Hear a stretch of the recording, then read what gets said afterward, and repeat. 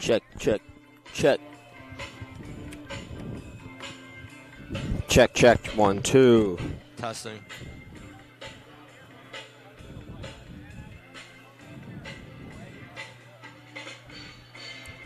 Check, check, check, check.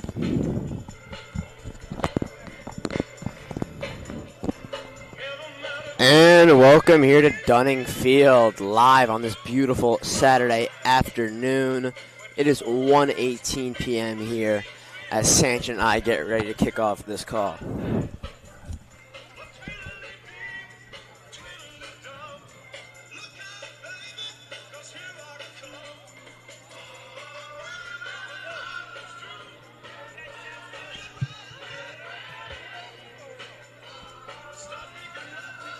What do you mean? Like,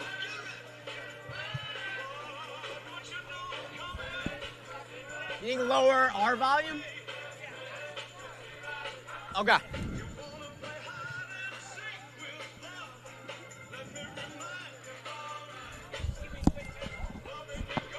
Testing. Testing, testing.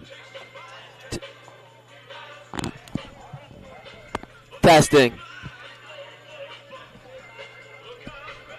Testing, testing, testing. Testing, testing, testing. Check. Testing. Me? He's good? Alright. Be quiet. Let me try.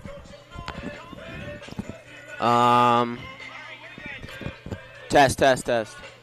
Okay. Alright, bet. Thank you. We're going to test with the wall. Yes.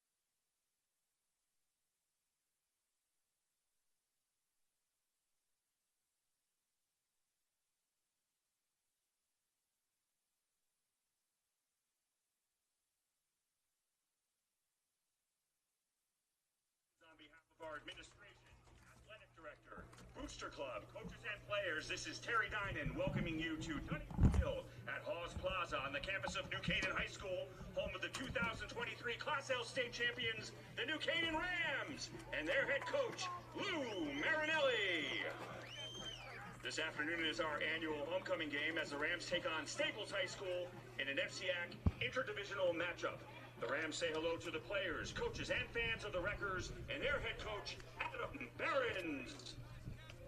New Canaan has a record of 3 wins and 1 defeat and is ranked number 6 in the state, while Staples is undefeated in 4 contests and has earned the state's number 3 ranking. On behalf of the CIAC and New Canaan High School, we would like to remind you to demonstrate good sportsmanship, respect, and courtesy to all student athletes, coaches, and fellow fans. Support the team you root for and show respect for the opposition. Any behavior that violates this code of conduct is grounds for removal from the stadium. New Canaan High School has many traditions, but bad sportsmanship is not one of them. We appreciate your cooperation in maintaining a safe and positive game environment.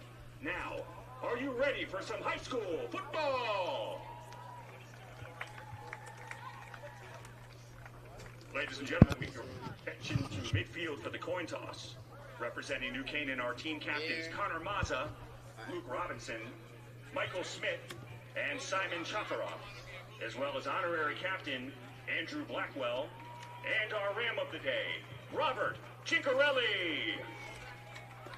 Captains for Staples are Nathan Smith, Charlie Leahy, Cody Goldman, Davis Crandall, and Edward Vandermeer. Officials for today's contest are referee Greg Sperling, umpire Jerry Newell, line judge Ed Rooney, head linesman Tim Morrissey, side judge Tom Swartini, field judge Frank Fidelli, and back judge Paul DiMartino.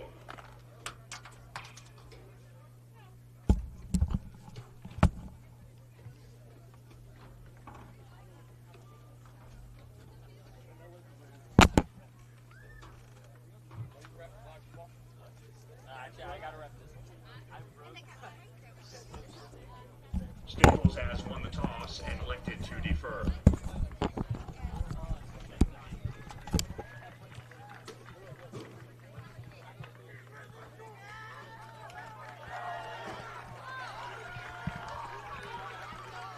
They haven't done the anthem, right? No.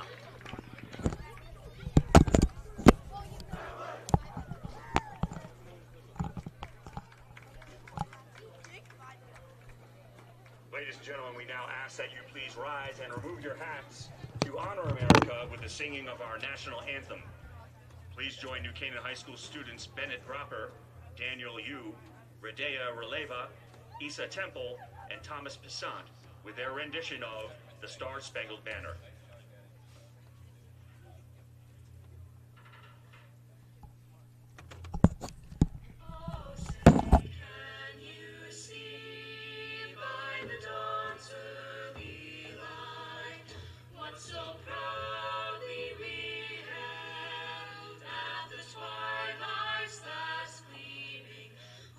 Stripes and bright stars through the perilous fight, o'er the ramparts we watched, were so gallantly streaming, and the rockets' red glare, the bombs bursting in air, gave proof through the night that our flag was still there. Oh, say does that star-spangled banner yet wave o'er the land of the free and the whole of the brave? Thank you. We're good.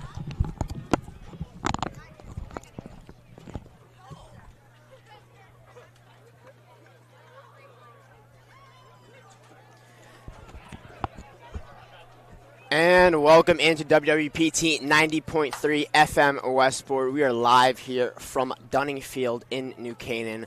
I am Weston Hockhauser on the call with Sanchez Aurora, bringing you the play-by-play in color of this FCAC matchup of the heavyweights between the New Canaan Rams and the Staples Wreckers. We are also on the stream for O'Shea Productions and the YouTube channel for Staples Football. The anthem has just taken place here, and as these teams get ready to go, we are set for one of the best matchups of this fall season. Sanchez, what do you have in store for us today? I mean, yeah, this is definitely a game people are going to mark on their calendars. Staples undefeated, 4-0. New Canaan 3-1. These are two of the top teams in Connecticut, and this is going to be a great game. Actually, Staples won last year. New Canaan won the year before. This hasn't happened in 7 years where both teams, defending state champions, play. And actually was New Canaan, but this year it's Staples, so should be a good game.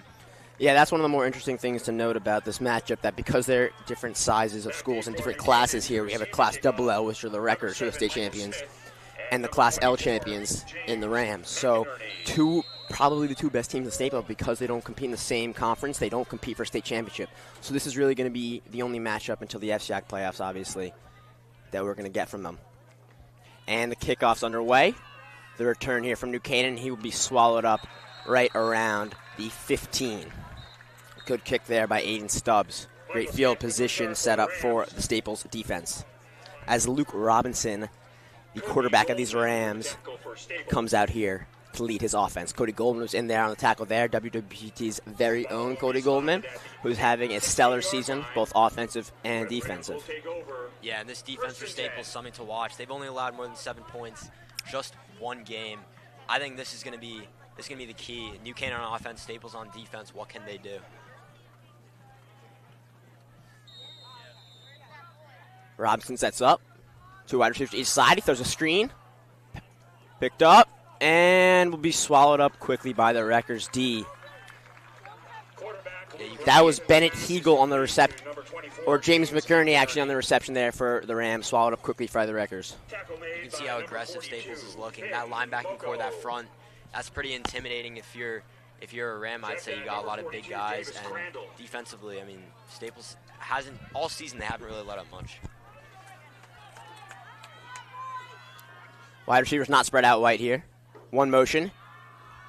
Quarterback will take it himself. Robinson's going to the left side, and he'll be tripped up.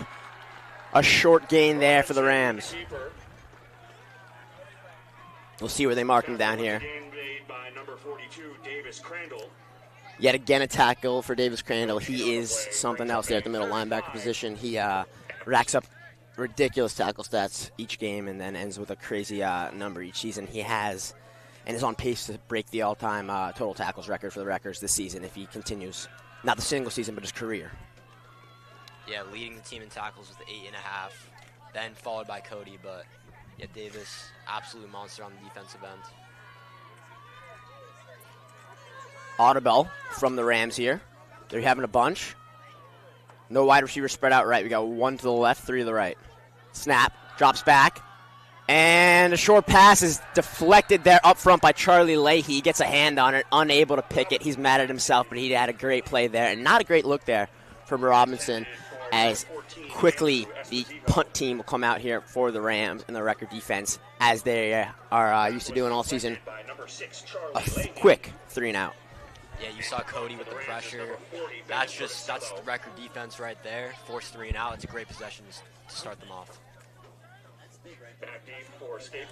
And the punt. Crandall almost came in a good block there. It's going to bounce. Shane's pointing to it.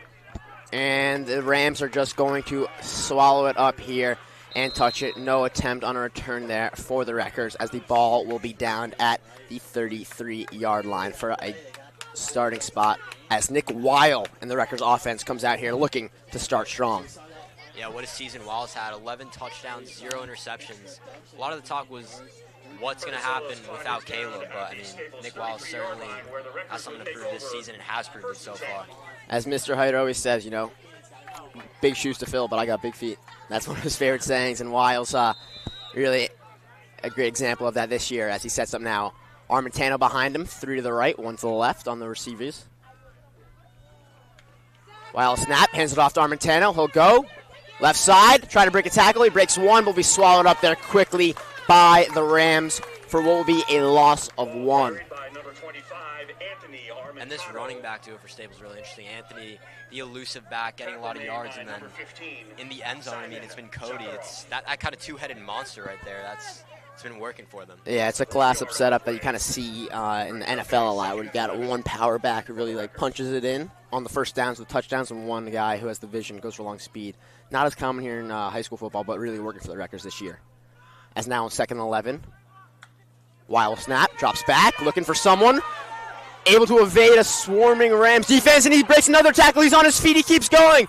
And a first down for Nick Weil. Doing it on his own there. As the pocket was collapsing on him, he broke out to the right. Then almost fell, but evaded a tackle, and finally is taken down after he gains that first down. Great way to think on his feet there and pick up a first down for the Wreckers. Nick Weil, known for his arm. You know, he's not the running quarterback that Caleb was. Obviously, Caleb could throw the ball too, but he's not the runner that Caleb was. But he can really, he can run, and he shows it right there.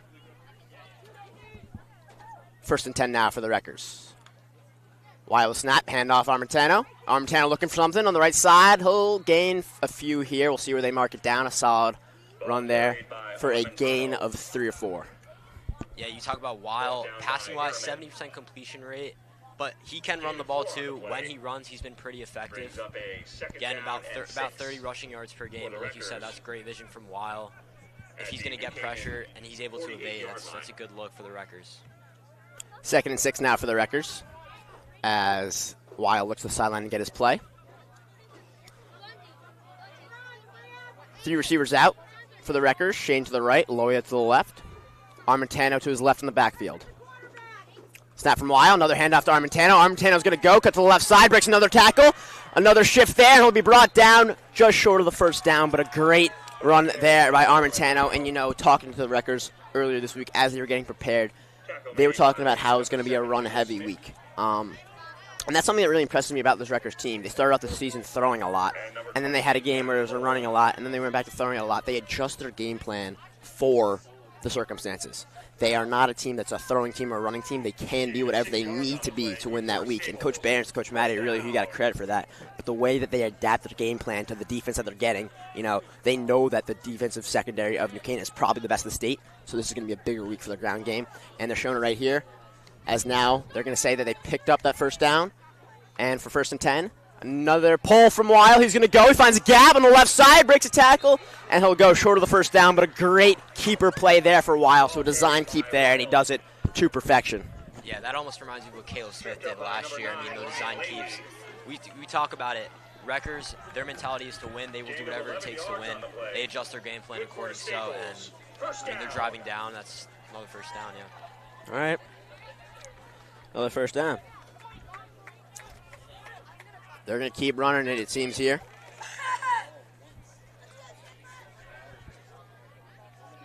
Three wide receivers to the right now. One to the left, and a keeper again to the left side. He will be swallowed up after a short gain there. So back-to-back design keepers there as he pulled it from Anthony on the handoff and just broke the left sideline there for a few. Yeah, and this run-heavy game plan, I mean, I'm curious, do you think the Wreckers, will they adjust their game plan if this doesn't work out? You think they're going to continue with this? Because so far, I mean, it's been working. They're very good at adjusting on the fly, so I would say that they're not married to this. If this is their game plan all week and somehow it's not working, then they can obviously switch it up to the pass. But so far, so good here for the Wreckers.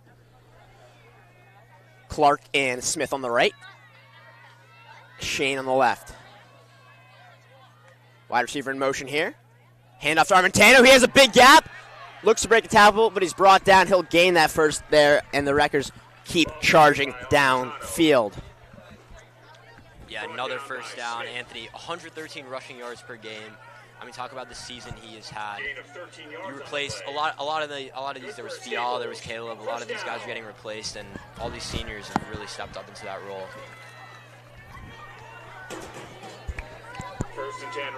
Shane far out on the left side here.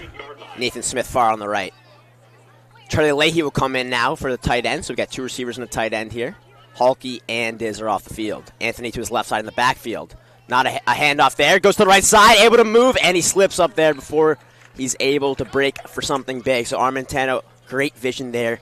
Initially was trying to go to the left and up the middle, switches to the right side, about to break the tackle, but slips there, and will be brought down by McInerney, who had the first screen catch of the game.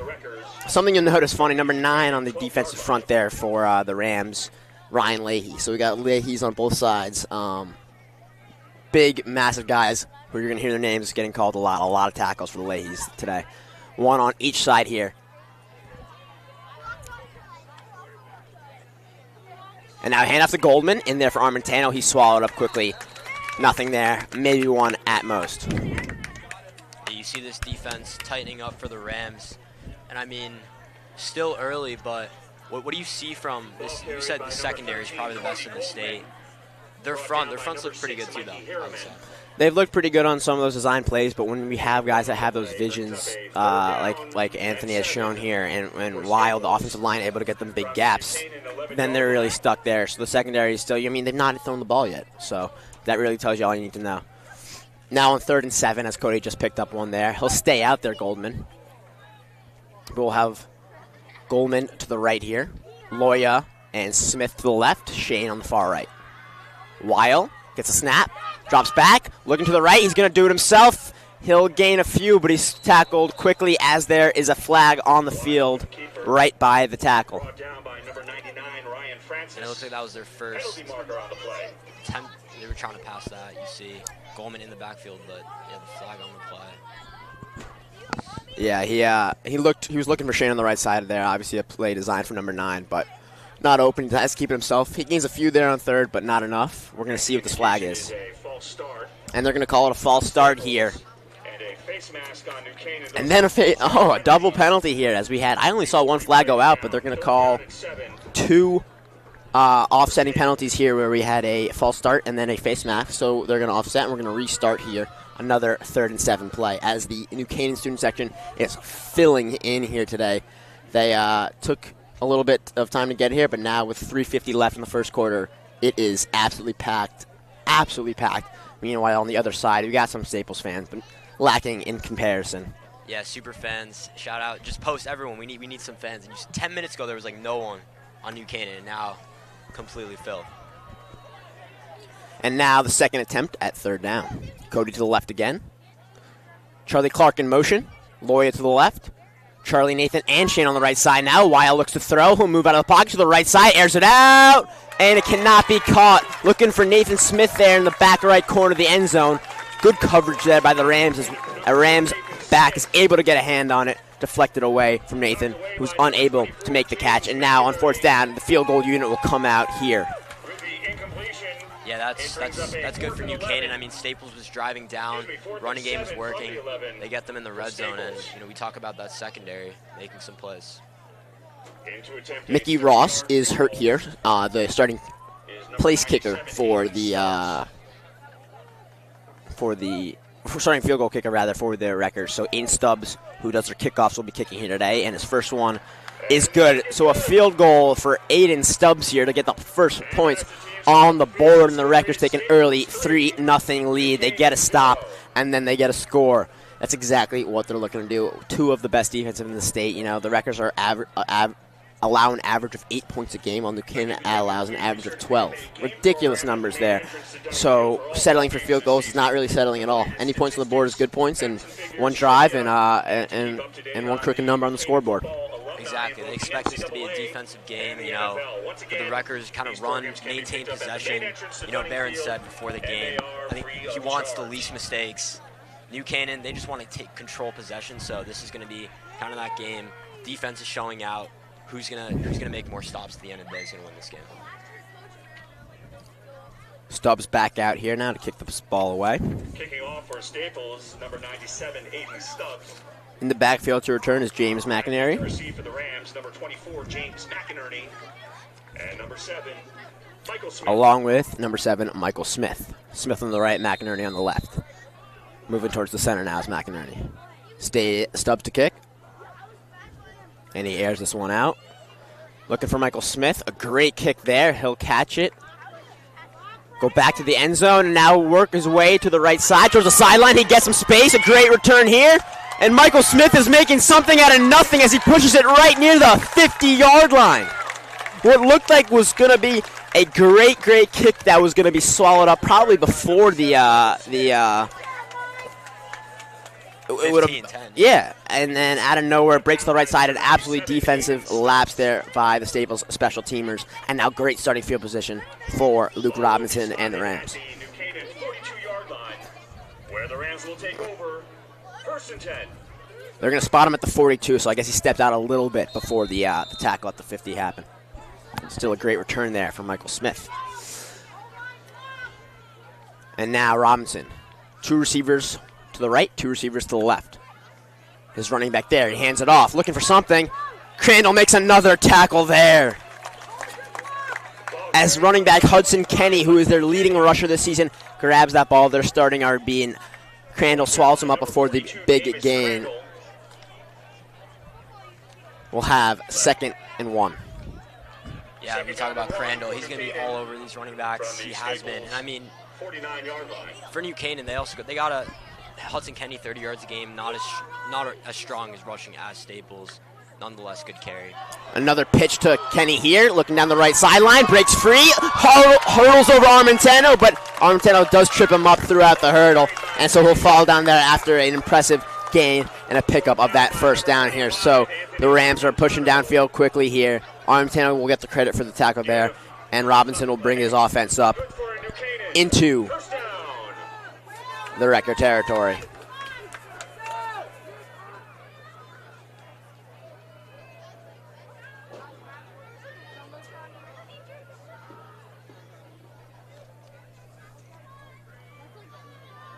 Number 10 in motion here for New Canaan. Another handoff there. Short gain, swallowed up. Looks like it will be Crandall and Amir Williams in on that tackle. Tackled by number 71, Yeah, you can see Amir there. Williams. Both these teams kind of sticking to the run game. You know, want to control pickup. possession, kind of run out the clock, and almost end of this 1st quarter. New Canaan is going to look to score here. At least field goal. We said field goals, good points. And a flag out there. Looks like it's going to be a false start on the Rams. And yes, it is, as they will now have to back it up here on 2nd down. 5-yard penalty on the Rams. The Ram mom in front of me not happy with that call. The ball back to the 37-yard line, where it will be 2nd down and 13. So they'll jump back 5 yards here, 2nd and 18, as Robinson will try again. A beef package on the right side for the Rams. Another pitch off to Kenny. He'll try it again. Good yards, cuts up the middle. Another one, keeps pushing, and he'll barrel forward. He'll pick up the 1st down and more as the pitch play to the right side works again for Hudson Kenny. And the Rams are moving here. By number 13, Cody Goldman. Yeah, you can see the space the offensive line is creating, and then Kenny's able to run through, find the hole, and it's working, I think. Yeah, that's a 1st down. Gain of 13 yards on the play. Good for New Canaan. Much better 1st down. 2nd drive here for the Rams than the 1st. Cody Goldman in on that tackle, but not before a 15-ish yard gain for Kenny and the Rams. And now they're in a huddle here as they'll break out. 3 receivers to the right, 1 to the left in single coverage with Armentano. And a keep. No. Brought down quickly here. Number 24, James A direct McInerney. snap on the Wildcat play here for McInerney, and he will be brought down quickly. By number 49, So Callum it was a keeper, but not to the quarterback here, as McInerney keeps it himself and is brought down by the wrecker Gain McLean. of 5 on the play. Yeah, talk about Callum, kind of a guy rising. Did first year starting on varsity, and had that pick 6 earlier in the season. I think he's a guy that's really up and coming, been great for the Wreckers, and just a lot of guys, especially on the defensive end. They've really remained strong. Last year they were one of the top defenses. They've kept that this year. Staples 3, New Canaan. And that will bring it to the end of the 1st quarter here at Dunning Field. The Wreckers hold a 3-0 lead over the Rams. The Rams have the ball in great field position as they have just entered the red zone here. We'll have a quick quarter break, and Robinson will lead his offense back out there to see what they can do. So far, no passing plays of any significance from either side. We'll see if that is going to change here in the 2nd quarter. Please join me in welcoming back the class of 1974 And I mean, 3-0. I think if you're the Wreckers, you're happy. We saw them driving down the field. They settle for 3, which is good in a game like this. For New Canaan, I mean, talk about it. Kind of a similar game plan, I'd say. Both these teams, very similar strengths. And I think both their game plans are, again, maintain possession. They know it's going to be a battle for defense. It's not going to be a high-scoring game. Yeah, it's not like these teams have been struggling in terms of their performances this season. But some fans would say that they're struggling in terms of putting on the greatest show for fans in terms of the quality of the football. A lot of blowouts either way. And then some games that aren't blowouts are just because the Wreckers are unable, the Maloney game where they're unable to hold on to their blowout lead. So far, we're seeing the highest quality football that I've seen so far out of the Wreckers this season. And a great pace of play here in the first quarter, as now we will come back out here for the second. Robinson out there. Esposito to the left, but he'll hand it off here to Kenny. Kenny will be swallowed up after a short gain there on that second down rush. Tackle made by number 75, Edward Vandermeer. Captain senior Eddie Vandermeer in on that tackle. A 2-yard gain there for Kenny, and 3rd and 3 will be the field position for these Rams. As Robinson breaks out his tackle, Esposito to the left again. Cuesta and Cock to the right. Kenny to the left in the backfield.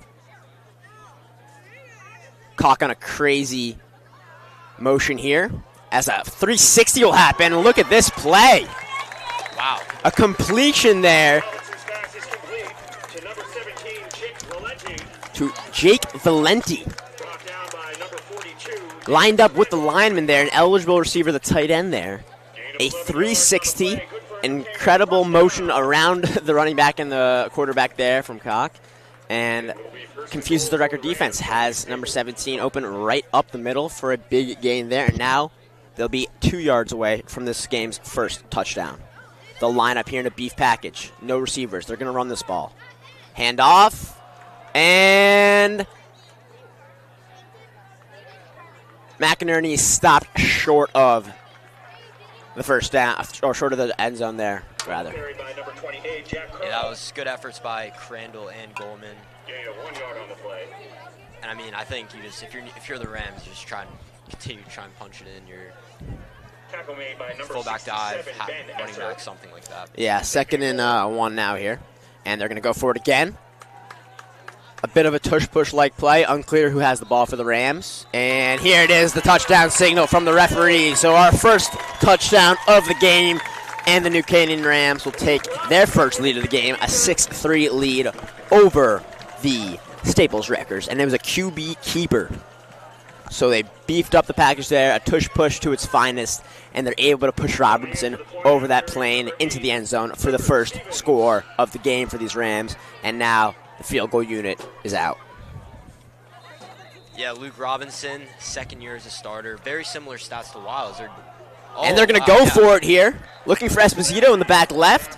And it is broken up there. So they go for 2 quickly out of the gate. An aggressive move from the Rams. It does not pay off for them. And now they will maintain that 6-3 lead. The Wreckers only need another field goal in this drive to tie it up after that failed 2-point conversion attempt. Interesting. I had no part of me thought that they were going to run a 2-point conversion there after that touchdown. Yeah, especially in a game like this when Wreckers can get a field goal. Now it's tied game. You want that extra point, especially in a defensive game. It's not like this is going to be, a shoot. I don't think it's going to be a shootout. And so that's a very interesting move. I don't see the rationale behind that. Maybe they just wanted to look aggressive. Maybe they saw something, but it did not work out. And I think that will play an important part in this game.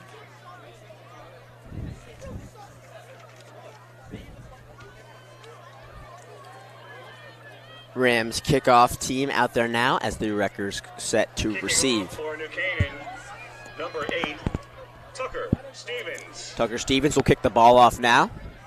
Charlie Clark and Shane Sandrew back for the Wreckers. And number 15. Shane on the right, Charlie Clark on the left. And here is Stevens to kick away. He'll go, air it out towards Shane's side. Shane will settle under it and begin his return. He's got blockers. Great block by Smith, but he is going to be picked up and dropped there. Picked up and dropped there by number 21, Connor Mazza. A great aggressive tackle there as what could have been a break down the sideline on a block by Nathan Smith is foiled. And so just a short gain on that return. An incredible tackle there that got this Ram crowd fired up. Yeah, that definitely gets them hype. I mean, that's how you want to start off a drive for sure.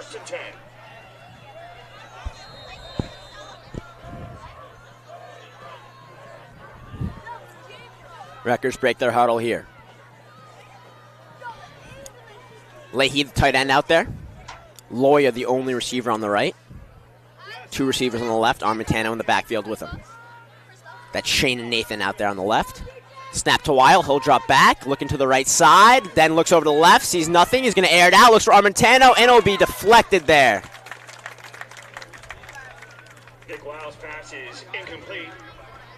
Intended for number 6, Charlie Leahy. Looked like it could have been intended for Armentano and Leahy. The public address announcer here says Leahy, but it was deflected either way by number 7, Michael Smith, the returner, who had that great play earlier and now has great defensive deflection. And 2nd and 10 will be the play here. Yeah, that's an interesting play by the Wreckers. We see them be a little more aggressive. Would have expected a run on first down, but let's see on second down what they do. Snap to Weil here. And a quick handoff to Cody. No, keep it himself. Go up the middle for a short gain. Ball carried by Weil. So he pulls it out of that Cody handoff, takes it himself up the middle, a short gain there. Pick up of 5 yards. And they're going to call it 3rd and 5. Brings up a 3rd and 5 for Staples from their 29-yard line. A beautiful day here at Dunning Field as the stands are solidly packed on both sides of this Saturday FCAC game of the week.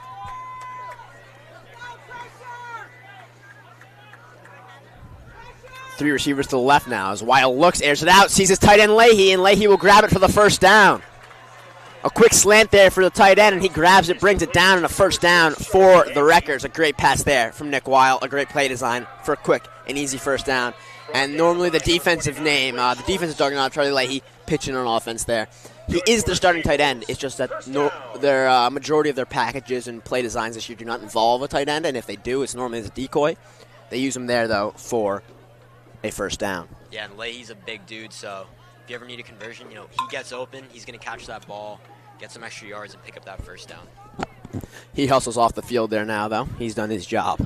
And the Wreckers will look to move here as they have Shane and Loya to the right and Halkey and Nathan to the left. Armentano in the backfield. Snap to Weil. Picks the handoff. Good block there. He looks for something. It'll be brought down. He's able to air it out before he's blocked down, so he avoids the sack there as he throws it away just out of the pocket, so he escapes that intentional grounding call, and a very heads-up aware play from Weil there to give him another chance at this. No interception, no sack. Veteran moves there from the junior quarterback. Yeah, Weil's really good at maintaining possession. He doesn't create turnovers. As we said, 0 interceptions this season. If he doesn't see something, he's going to make the safe play. That's contributed to this Wreckers' offensive success all season.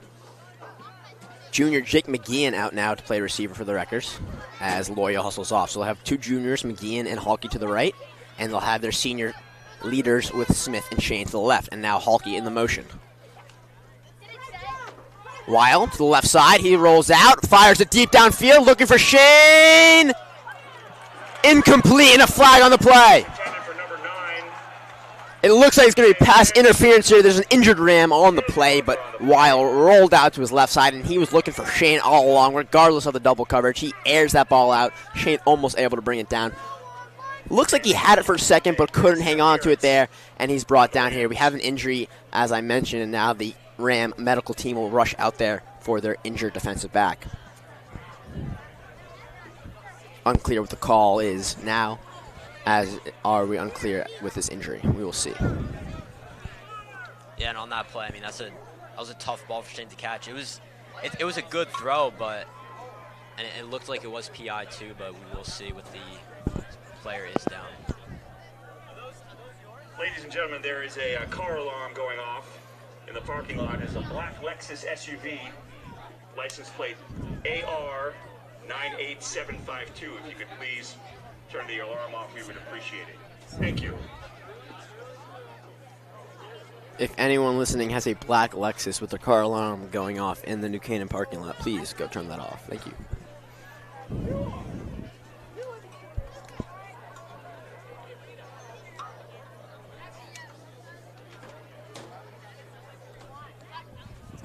So in other big FCX football news, last night, absolute shocker of a result from the Wilton-Greenwich game, as Wilton is able to take down Greenwich. Wilton. And yeah, Greenwich, I mean, they're up there with these teams. They're the top dog, and now we see, I mean, I think that's just great. That's great news to the Wreckers, honestly. That is. It's great news for Thanksgiving. Obviously, they cannot get cocky or ahead of themselves here, but that's a bad loss for the Redbirds over there in Greenwich. So a good look for the Wreckers here, as now the injured Ram will be walked off the field by his athletic trainers.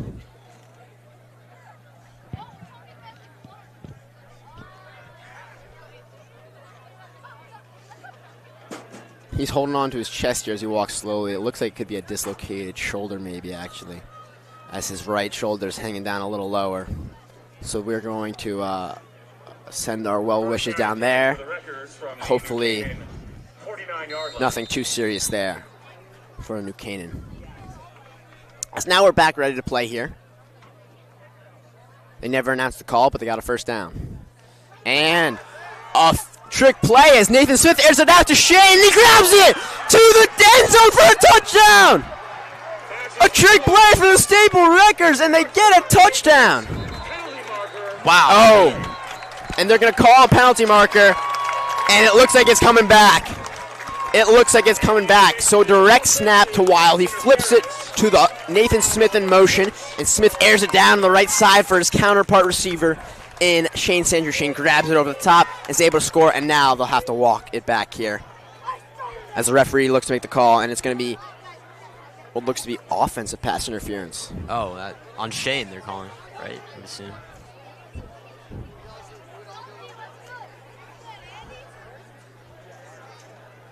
A brutal call back for the Wreckers after they had their most electric play of the game. Ends up in a loss. Yeah, that's rough to see for Staples. I mean, what a design play. Almost worked too, but fortunately that PI. That is a 15-yard penalty on Staples. So we'll be pushed back 15 yards here, and it'll be first and 25. First down and 25. From their own 36 now, as Wiles here. Anthony in the backfield. Nathan Smith in motion. Wild drops back. Screen play to Shane, and he'll be leveled on the reception. As soon as he caught it, he was brought down there. And a great tackle by Mazza, the same guy who picked him up and dropped him on the return earlier. So Shane has got some beef already here as Mazza brings him down yet again. A gain of, or a loss of 1 yard rather, and now they'll have second 26. Bad field position for the Wreckers. Yeah, what a read from, I mean, he read that very quickly, gobbled up. Usually those plays go for at least a couple yards, if not zero, but loss of 1 yard, that's good defense right there. Two receivers on each side of Wild. Anthony behind him in the backfield.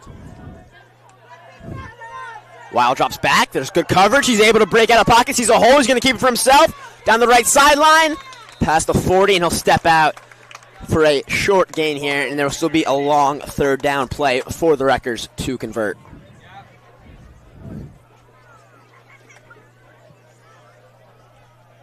Steps out of bounds at the. So they're going to say he gained 6 on that one, and that 6-yard gain will leave him with a 3rd and 20. So that pass interference is still being felt here. They're going to need a big pass play, likely, to pick up this first down and move the chains, as they'll have Hulky and Sandra to the right. The big man, Leahy, on the left side. along with the receiver Nathan Smith. Armentano with Weil in the backfield. Weil gets it, moves to his left side. He's looking for someone. He airs it out, looking for Nathan, and he's not able to find him as that ball will land out of bounds. No harm, no foul, and they'll head to fourth down as Josh Marcus in the punt unit will come out here for the Staples Wreckers, their first punt of this matchup. Yeah, I mean, we've seen it. This great defense from the Rams, and again, that PI really cost the Wreckers on that drive. Back deep to receive for the Rams is number 7, Michael Smith. Michael Smith, who had the big return earlier, is back there to receive this punt. Josh ready to go here. Josh gets it, airs it out. Solid punt there. Right to Smith at about the 25, and he'll fair catch it. So he will hand the ball over to his quarterback, Robinson, and he will look to lead another Rams drive into the end zone here. As there's 7 minutes left in this first half, 6-3 remains the score. The Rams over the Wreckers. Yeah, and there's, not a lot of history between these two teams. We talked about them being in different classes, but New Canaan, they've qualified for state playoffs 19 straight years. Jeez. 19 straight years. Incredible. They are an incredible program. And we often wonder why they don't just reclass themselves up to Class L, Double L, and look to take the biggest prize home. But that's a conversation for another day now, as the Staples defense will get set. Robinson has 3 receivers, but will hand it off to Kenny. Kenny breaks a tackle up the middle. He's charging for more, looking to get that first down before he's swallowed up, so it looks like he'll be a little short of the first down there. But great creativity there by Kenny as he's able to break a couple tackles up the middle for a solid 9-yard gain. 2nd and 1 will be the next play here. A tackle there, a combo tackle for Armentano and Crandall. Brings up a 2nd and 1 for the Rams from their 32-yard line. And a pitch to Kenny to the left side, looking for something. He'll get a little bit. He'll get the first down, and that is all he was looking for there as he's able to take that pitch. And Kenny continues his stellar first half. Yeah, what a showing from Kenny.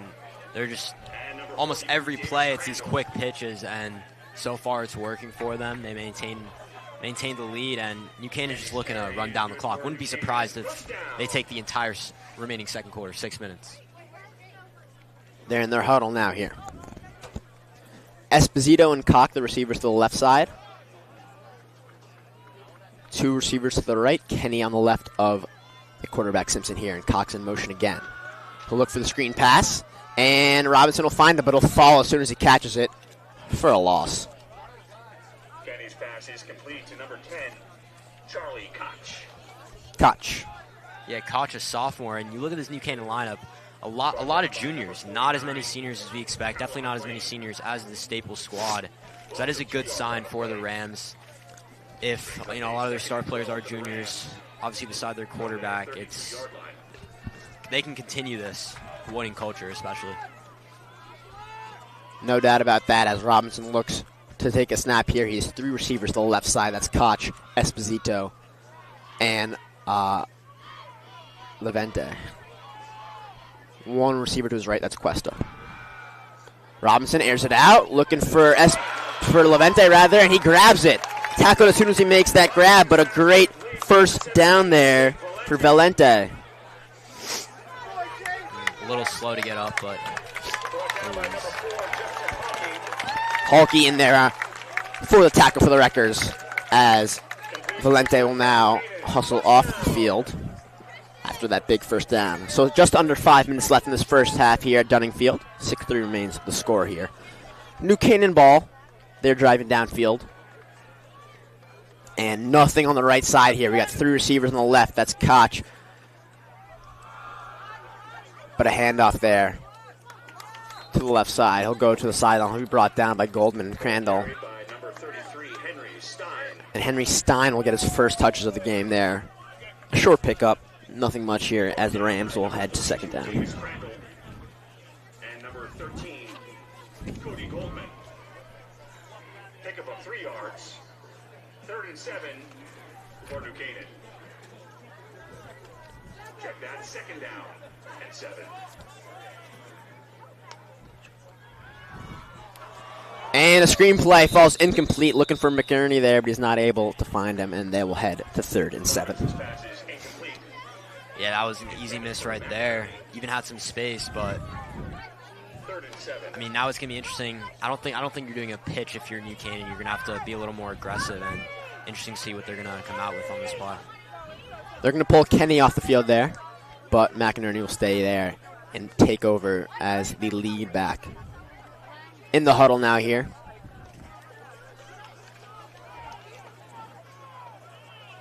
Robinson sharing the play with his receivers. Koch, Cuesta to the right. As he rolls out, finds his running back, McInerney, for a big gain, looking to break Armentano, and he does. He'll keep going. Breaks another record brought down by McLean, but after a big gain for McInerney out of the backfield, but a reception for him. So Robinson finds his running back to the right side after a quick scramble to the right, and he's able to break tackles for a massive, massive gain there. Pushes them all the way downfield, right about the edge of the red zone here, and they'll have 1st and 10. Yeah, you see everyone lined up on that left side. He's able to go onto the right, leaving open space, and that's a great design play. They're really moving the chains right now. 1st and 10. Moving quickly here is the offense for the Rams. And they'll have the Koch jet wheel around the back to the left side. He'll go, keeps going, breaking tackles. He'll move forward. He'll pick up another 1st down. A jet sweep for Koch, and he's able to pick up another 1st down as that deceptive motion works there, tricks the Stables defenders, and now they're on their heels as the Rams are back in the red zone looking for their 2nd touchdown of the game. You see a lot of motion on this New Canaan team. Jet sweeps, remember first drive earlier, that 360, it's really part of their game plan, and it's been working. It has confused the records a little bit. They'll have Esposito and Chechkov on the left side. Koch and Quest on the right. Esposito in motion. Drops back as Robinson. Now he's looking to the left side. Finds Chekhov, and he'll be brought down. Chekharov. I'm leaning on the PA announcer for some pronunciations here, as their receiver sounds like he should be in the NHL, but he's out on the field here.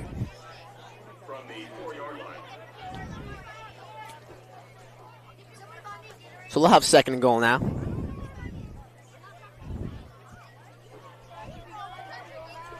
Four yards from that painted turf. No receivers, just a wildcat to McNerney, and he's going to take it himself. McInerney in there, and he's going to look for it. Will he get it again? Yes, he does.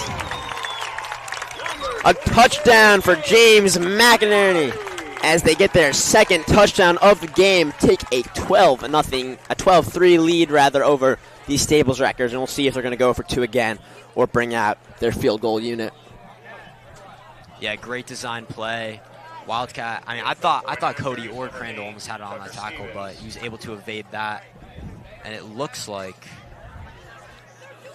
they're going for 2. They're going to go for it. So Robinson's out there. He'll bring his offense back, and they're going to. Oh. No, look at this. So they have the same unit. So Robinson's going to be their holder. They bring him out there, and when your holder is also your quarterback, which is not uncommon, they're able to mix up their packages. So what looked like they're going to go for it ends up just being a field goal attempt there for the Rams. He'll put that one right through the uprights. Is their kicker Tucker Stevens? He'll add a point there, 13-3 the score, as the Rams hold a 10-point lead over the Staples Wreckers. 2 on the clock here in this first half at Dunning Field, as the Wrecker offense will now take the field and look to strike back, trying to finally get in that end zone. They do not want to head to halftime without having a formal touchdown. Yeah, I mean, if you're the Wreckers, you want at least a field goal that puts it within a 1-touchdown game. But I think they got to continue to stick with what they were doing. Run the ball, maybe be a little bit. I mean, honestly, I say continue with the run.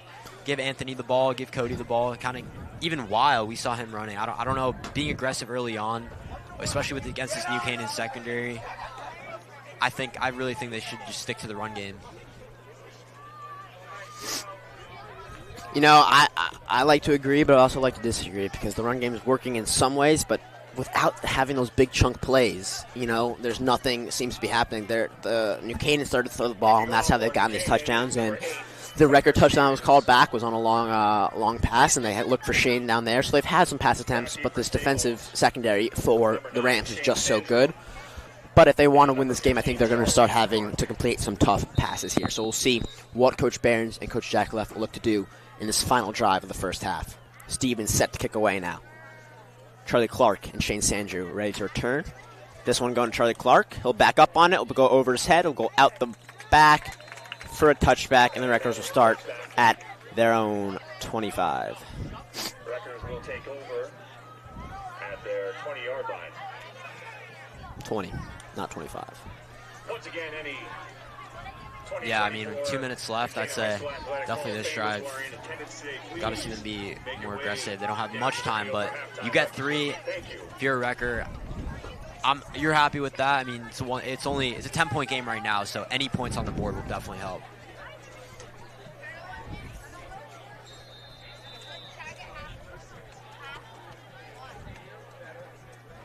Michael Loya comes on here late to the huddle as Weil teaches his offense where they're going to be going next.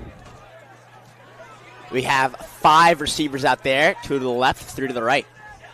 That's Loya, Charlie Clark to the right, Shane and Nathan to the left.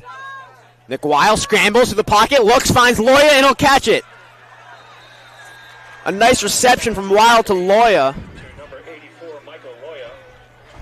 Steps out, but not before he picks up that first down. And a great tackle there by Schwartz. Yeah, that's a nice rollout from Y. They've continued to stay aggressive, but clock is running, so they do got to pick this up. Weil drops back here again. Looks for Nathan, and he'll grab it. Fits it in that tight pocket there between Smith and Mazza. And Nathan's able to win that battle there as Weil moves the chain yet again. And as I was saying, as I started throwing this ball here, good things are happening. Back-to-back first downs on back-to-back plays. And now they'll continue to have 5 wide receivers out there. Weil looks. He's going to scramble up the middle, though, for a nice gain of about 5 there. So he was looking to pass there. Nothing good. Big gap up the middle. Takes advantage of it. Why not? Brought down by number 11, Ryan Brooks. Ryan Brooks in there on the tackle for the Rams. Gain of 6 yards on the play. Gain of 6, so they'll call it 2nd and 4 here for Weil and the Wreckers. Timeout, Staples. And Jack Leff and Behrens will call their first timeout of this ball game here to talk things over, and why not? With only a minute to go in this half and a solid drive mounting, looking to punch that ball in the end zone. Yeah, they got a lot of momentum on this drive right now. Definitely got to put some points up on the board. I'm thinking they're probably just telling them to continue. They got to stay aggressive. Weil doesn't see anything. He can take off and run. Josh Marcus was the 5th wide receiver out there in the tight end position on those last few plays. And he's a man of many talents. So not only can he play lacrosse goalie, not only can he punt, but he can also play an incredible decoy tight end. Stand there and take up space. He's great at it. And, he's looking to get the ball in his hands on offense. But for now, he's doing a phenomenal job helping this Wreckers offense move. And recognition of our 2024 Hall of Famers and recognizing the 1993 state. They'll break from timeout here. Who are back for homecoming. 3 receivers to the left, 2 to the right for Weil. Nothing in the backfield. Not a lot of arm and 10 on this drive as Weil drops back, looks to the right side, airs it out, and that will fall incomplete as Weil is unable to connect.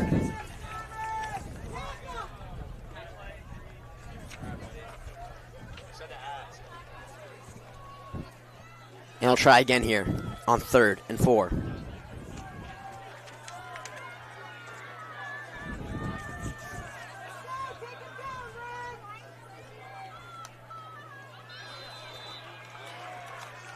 There'll be a flag here.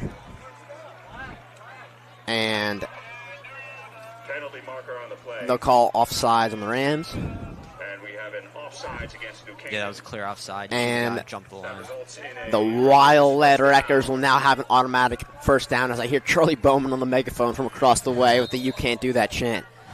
And he is right. So now they'll get a free pass there to first down. And Weil looks on to collect his play. I was looking for the name of our Staples receiver down there who the ball fell incomplete to, and he is not a person that exists on any of these stat sheets. So he must be wearing a different number today as he looks to keep himself wild, and he does, and his helmet's popped off after a long gain. Oh, And they say they punched it loose. New Canaan thinks they got the ball. There's been no signal, and they did. Oh, wow. So Wild takes a scramble. He's absolutely leveled. His helmet falls off, and in that process, he also loses the pigskin. Picked up quickly by the Rams defense. And just like that, the air is let out of the Staples sideline as what was looking to be their best drive of this game stopped with a turnover from Wild, who's normally sure-handed. We mentioned, he throws very few picks, and he doesn't lose the ball a lot, but that's what happens when you get hit pretty hard. He kept going. He was not looking to slide there on that scramble, and, that happens. He's a quarterback, not used to carrying the ball as much as, and brace for contact, and it was a pretty mean hit there as he loses his helmet, but I think Wild's more worried about that lost ball, as now it will quickly switch sides, and Robinson will have the ball again on offense for the Rams. He'll look, hand it off, up the middle here, and it will be brought down by a Wrecker front, but Stein has a short carry there. We'll see how much it's for. 2, they say there. Crandall with another tackle there. That may be like his 10th of the half. Coleman is also in on there. So 2nd and 8, 34 seconds left on this clock.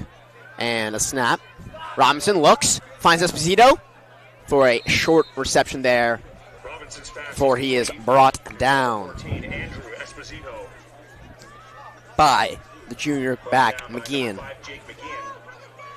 16 on the clock here, so they might just run this thing all the way down to the zeros here.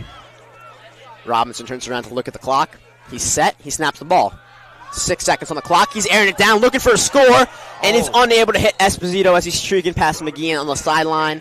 2.7 seconds left on this clock here, so they looked for one big play, 4 verticals to get maybe a touchdown, and even if he could have gotten out of bounds and sent Stevens back out there to kick.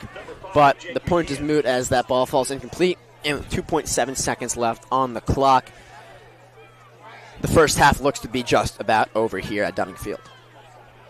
Yeah, and I mean, disappointing for the Wreckers.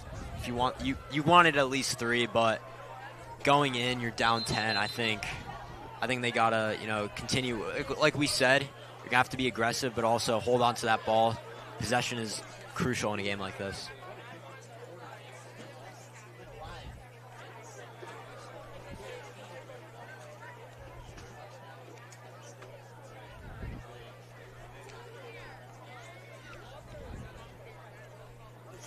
Both teams in huddles here with 2.7 seconds. Hard to believe that anything is going to come of this 3 seconds of play, but both teams are strategizing over it here.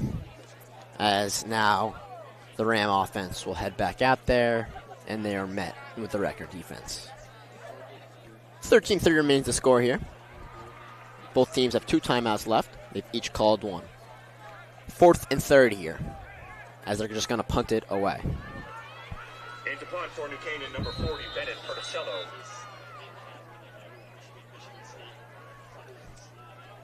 And they're looking for a fake punt.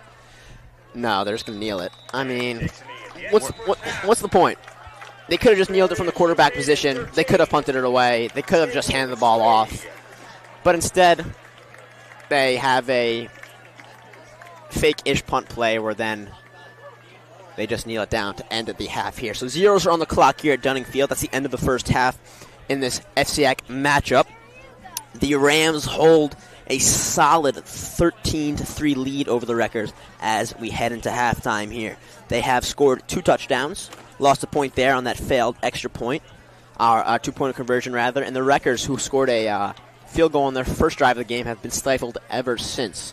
So a 20-minute halftime will begin here at Dunning Field as both teams will head to their locker rooms.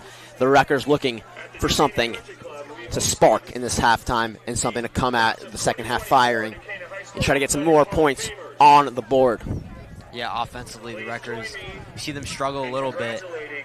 had a lot of opportunity, had an opportunity, especially there to score, and on that PI call, but has not really fallen through for them. But I mean, there's still hope. There's still a lot of game left. The second half, I think Rutgers are going to come out strong. They're going to come out more aggressive, and then Wild's going to be sure to slide, maybe slide next time.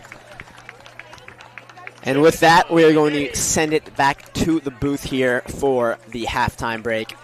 Stay with us, though, on WWPT 90.3 FM and here on O'Shea Productions on the Staples Football YouTube channel as Sancho and I continue the call of this matchup in the second half. That has been us for the first half, but do not go anywhere. We got a lot of great football left to play, and the Rutgers only trail by 10 with a big second half to play.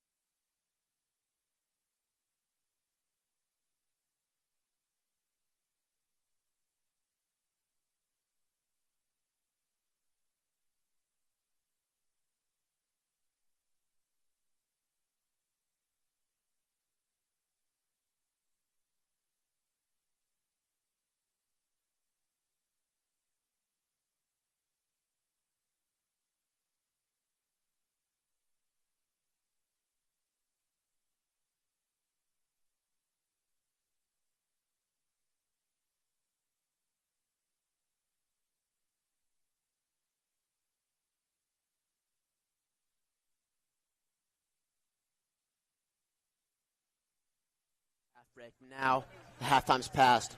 What are the Wreckers going to start with coming out in the second half? I mean, they got to be aggressive, I think, kind of similar to that last drive before half. They were moving down the field. They need some points on the board, but also mixing some of that run game. You know, you got Anthony, you got Nick Weil, you got Cody Goldman. You got a lot of these options, so I'd say maybe be more aggressive because, you know, they are down 10, but I'd say a little mix of both, kind of stick to their game plan, but also, you know, they can air it out like we saw. That play, if there's no PI call, that's a touchdown right there. They can do some trickery like that. They can air it out, I think. We will see what happens here as the third quarter gets set to kick off here.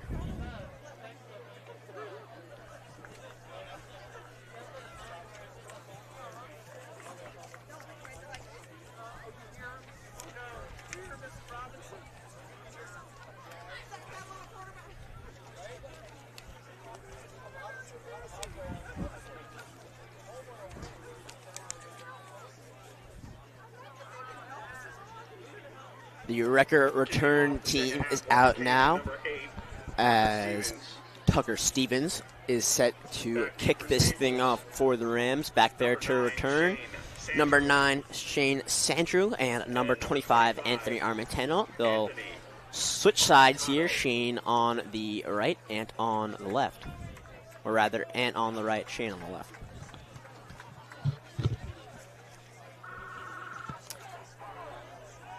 And we look set to go here as Stevens reaches up that arm and kicks this ball away. Going over to the Sandrew side. He grabs it and starts his return. Down that sideline. He's got space. He's going for it. He's got a great return.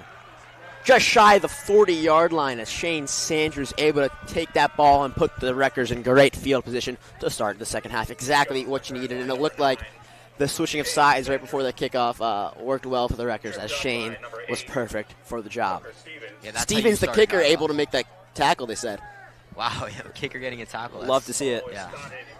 But, yeah, that's a great way to get into this drive for the Wreckers. They need the momentum, and I think, you know, stay aggressive. You got a lot of weapons. Just utilize them. They'll start on their own 36-yard line here as Weil and the offense comes out here. We have tight end Marcus on the right with Sandrew.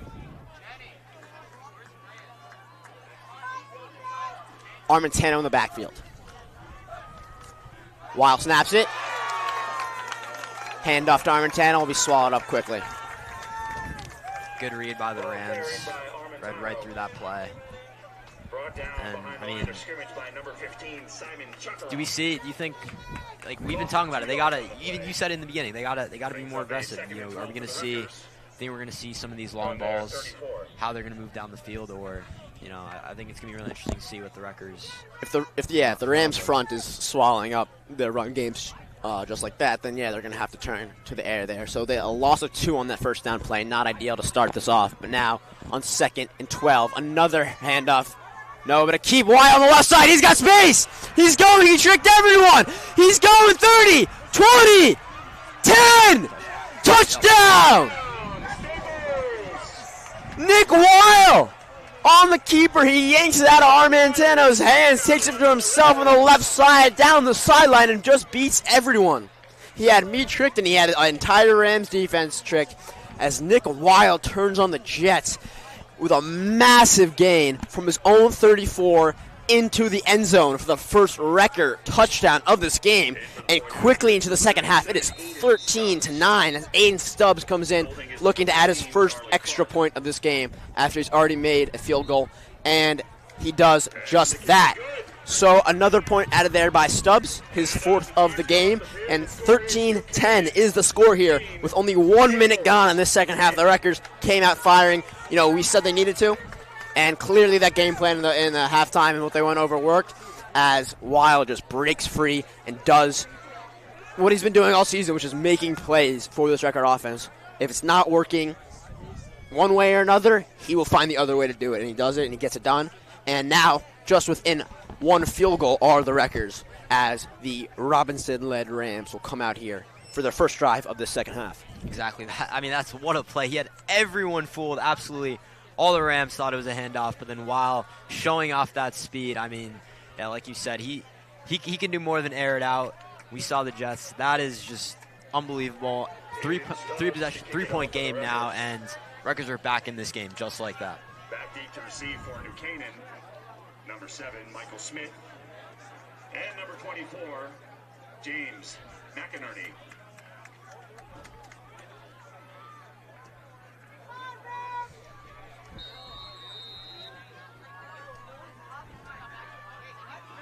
Stubbs set to kick it off.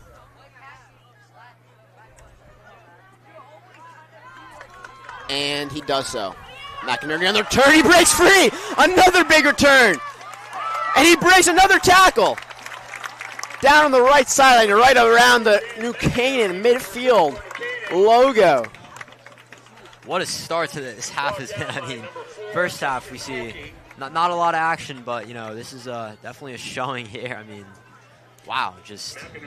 I'm getting a text from our studio man, Evan Wallet, that the radio is not connected at that exact moment. We were on the stream, don't worry. But as I'm going to hit the connect button, McInerney breaks free. And so a lot of excitement to start this second half as the Rams will start in even better field position than the Wreckers did. Robinson in the offense out here now. Esposito and Koch to the left. He'll snap it, pulls it from Kenny, fires it to the right side and falls incomplete. He was looking for his receiver over there, number 5, Cuesta. But Chris Cuesta unable to make that grab, not his fault as it falls innocently to the ground. And 2nd and 10 here at Dunning Field. Brings up a 2nd down and 10. Yeah, you can kind of see both teams start to be more aggressive. I mean, definitely this beginning has definitely been a lot of offense, so we'll see what the Rams can do. But I think what they've been doing is working all game long. Maybe they just stick to their game plan and see how the Wreckers respond to that. And a snap handed off to Kenny on the right side. He'll look to gain something, and he'll lose something. Ball carried by number 25, Hudson Kenny. So a handoff to Kenny there for nothing as the Wreckers front is able to stop him. Callum McLean getting in there for the tackle. That will go for a loss of 1 and a good bounce back for the Staples defense. 3rd and 11 now For the Rams. as Robinson will talk it over with his boys, looking for an 11-yard gain to move these chains and keep this offensive drive going. And they'll break from the huddle quickly. Two wide receivers on each side. Esposito on our side, closest to us. That's the left side. And aired out. Number 5, Cuesta grabs it. He breaks an Armentano tackle. He keeps going, and he'll grab that first down. Cutting across from the right side to the left is Chris Cuesta. Right over the top of the offensive line, they find him. And he able to hit to the left sideline, going across the field, break an Armentano tackle, and be brought down after a gain of 12, 13-ish, enough for that first down. They move the chains, and they keep on going. Esposito to the left side. Koch and Cuesta on the right. Handoff to McKinney, and he'll take it to the right side, head back up the middle, and gain a few. Looks like Leahy was in there on the tackle. Yeah, and back to that third down play, you see Cody Goldman. You know, Rutgers were sending out all-out blitz, but Robinson able to find something down the middle for that first down. That's a good read from the Rams and continues that drive for New Canaan. From the Staples 37-yard line. New Canaan with the ball here. 2nd and 7 from the Staples 39. And the snap to Robinson. Another handoff to Kenny. And he was swallowed up. A short gain there again. It'll head to 3rd down. Back-to-back quick stops there by the Wrecker front. And they're going to say a no gain, 3rd and 7. Crandall and McLean in there for a tackle. That's a combo that you'll hear a lot from this linebacking crew.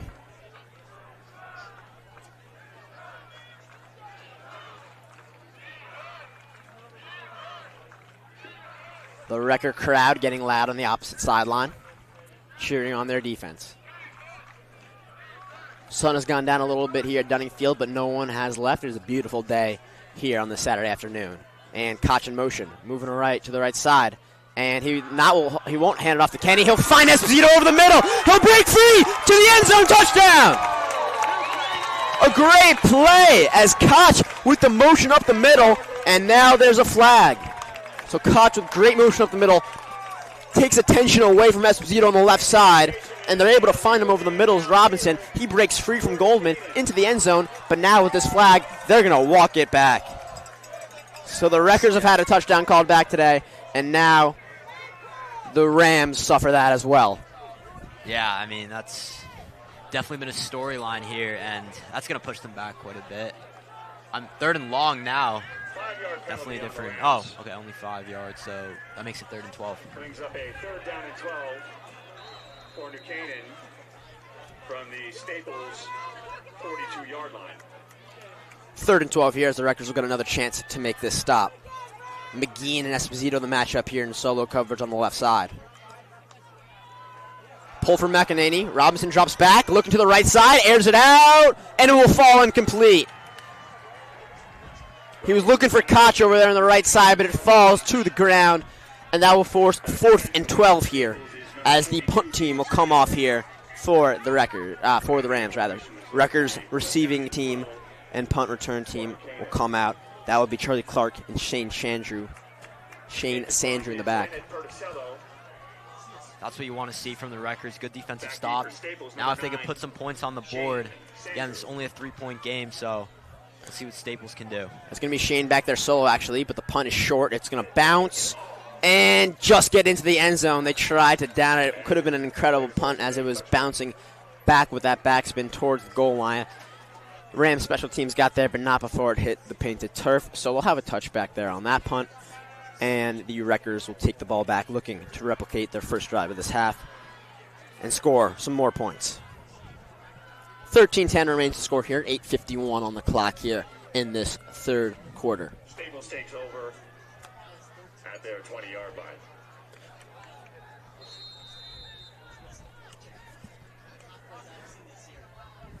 Wreckers in their huddle. Their huddle does not look like a typical huddle, as they have the offensive line as like a wall, sort of, instead of a circle. But nonetheless, they break here. Leahy in the tight end position. Crandall behind him, the fullback spot. A beef package up there on the line. And Weil flips to Armentano. Armentano on the left side looks to break tackles. He spins. He'll gain some yards, but not many as he falls to the ground and gets tackled for a shortish gain. Down by Walker and Brooks. Walker and Brooks in there on the tackle for the Rams. Pick up of 3 yards. 2nd down and 7. They'll call it a 3-yard gain there, 2nd and 7, as Weil gets set here. Sandrew, the sole receiver on the right side, in single coverage with Mazza. Davis Crandall out there again to provide support for the line. But it doesn't matter much as the handoff to Armentano is stopped in its tracks there. Heading to 3rd down. Ball carried by number 13, Cody Goldman. Goldman rather on that carry. Taken down by number 15, Simon Chakaroff. And Chakaroff, the wide receiver slash linebacker, in there with a tackle. Staples.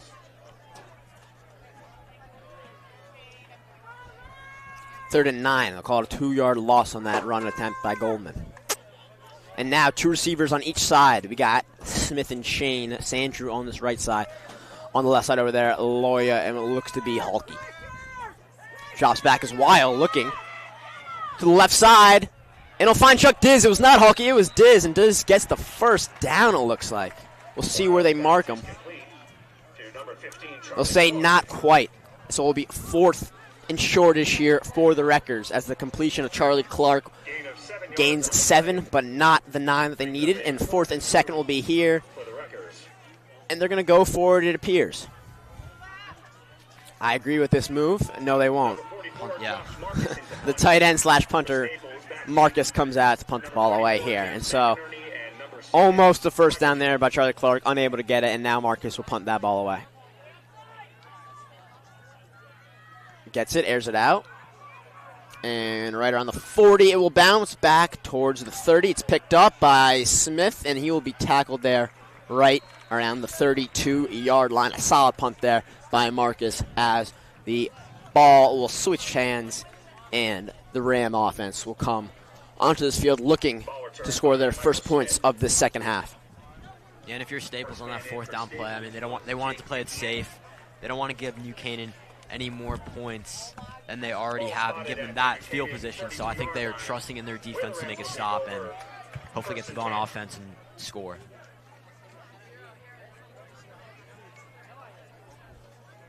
Koch and Esposito, the receivers on the left side here for the Rams. Cuesta by himself outright. And a handoff to Kenny to the left side. He'll head up the middle again, gain some yards there, be brought down, and a helmet's loose on the field. But not before Kenny is able to pick up 3, 4, 5-ish on that first down run. Goldman and Leahy with the tackle for Staples. Pickup of 4 yards. They're going to call it a pickup of 4, 2nd and 6, as captains Leahy and Goldman made that tackle together on Kenny. 6:44 on the clock here in this third quarter. Beautiful fall day at Dunning Field for some FCIAC football. As in motion is Koch. Moving to the right side, they'll pitch it. That's Stein, and Stein will move the ball forward on the second down pitch play, but not enough for a first down. So we'll head to 3rd and 3-ish. 3rd and 3 it is. Looking to move the chains here. And we've seen a lot of that pitch either to the left side or the right side for New Canaan. That's kind of been their go-to run play, I'd say. And they're stacking a lot of people up on that side. And, I mean, it's been working so far, but 3rd and 3, they got to convert this.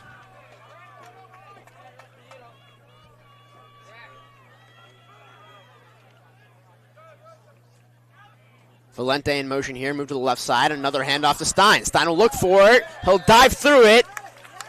And he'll get it. A great dive there as you start to get tripped up for Stein, who is their backup running back / fullback, who comes in there for Kenny sometimes, and he's able to dive, just get that ball over to the first down marker and move the chains again. So there'll be a fresh set of downs here for Robinson in the Rams offense. Yeah, Stein the junior with that athletic play, helping the Rams continue their drive, and fresh start for them. Koch and Esposito on the left. We have Valente and Cuesta on the right, and Koch will now motion to the right side. And they'll throw it to Stein. Short check down. Stein will head to the sideline, gain a few, and be pushed out of bounds by McGeehan for the Wreckers.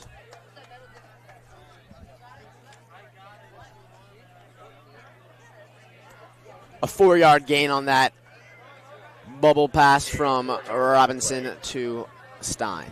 2nd and 6 here as the Rams break their huddle. Esposito remains on this left side by himself. Valente in a fullback kind of setup. And now he'll go to block. Handoff to Stein yet again. And Stein will gain a few, but not many, as the Wreckers front brings him down. Goldman in for that tackle. 3 plays in a row to Stein, and 3rd and 5 will be the situation for the Rams here. 1 yard gain on the play. Wreckers with their same defensive setup here. 3rd down and 5 for New Canaan from their 48. And if you're the Rams, I mean, maybe you see some motion.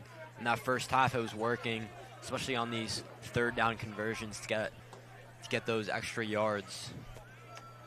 And a snap to Robinson. Looks to the right side. Looks for Cuesta, and he'll find Cuesta. Enough for the first down. He'll fight for more. He won't get it as they bring him down, but a great quick pass play there. A button hook for Cuesta.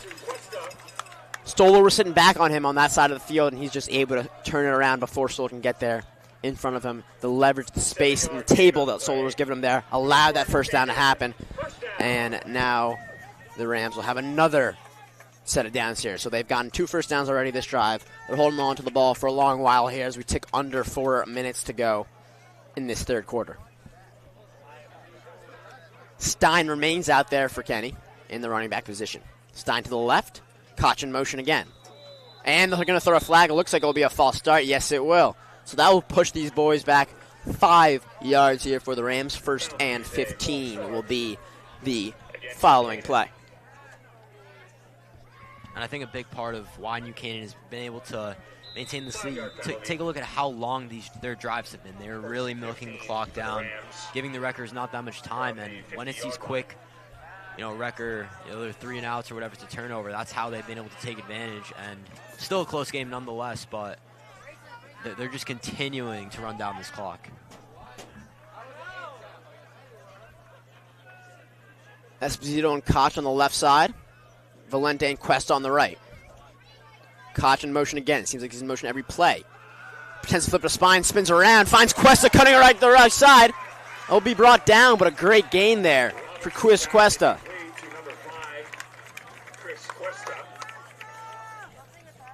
Brought down by the Wreckers, but not for Cuesta. Gains 7 there. 2nd and 3rd. Halke was in there for the tackle, along with senior Jarrett DeLuca. Brings up a 2nd down and 3 for New Canaan from the Staples 38-yard line.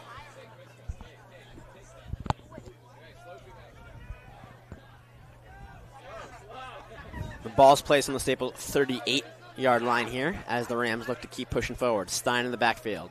Esposito to the left. Handoff to Stein to the left side, goes down, and he'll get that 1st down before he's brought down.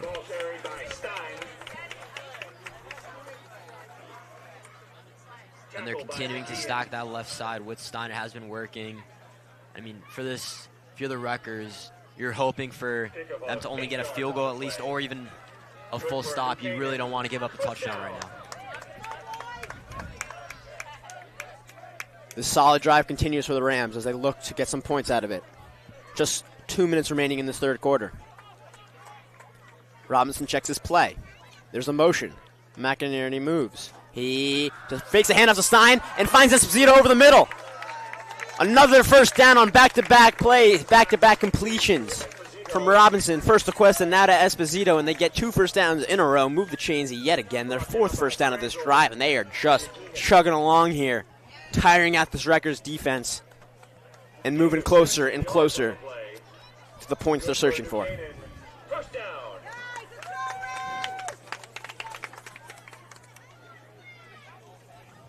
Esposito on the left side.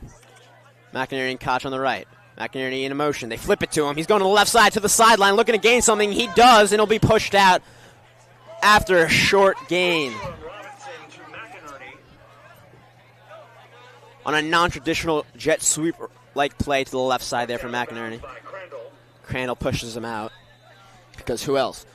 And it will be 2nd down here for the Rams. Yeah, big hit from Crandall there. You see on the sideline. Absolutely. I mean, there's a force. I mean, think about it. You're going up against this Staples, this linebacker. Think of how big those guys are. You have Callum, Cody, Davis, and then with that front, Eddie, Amir, Leahy. I mean, that's got to be. They're big guys. That's got to be intimidating for all teams.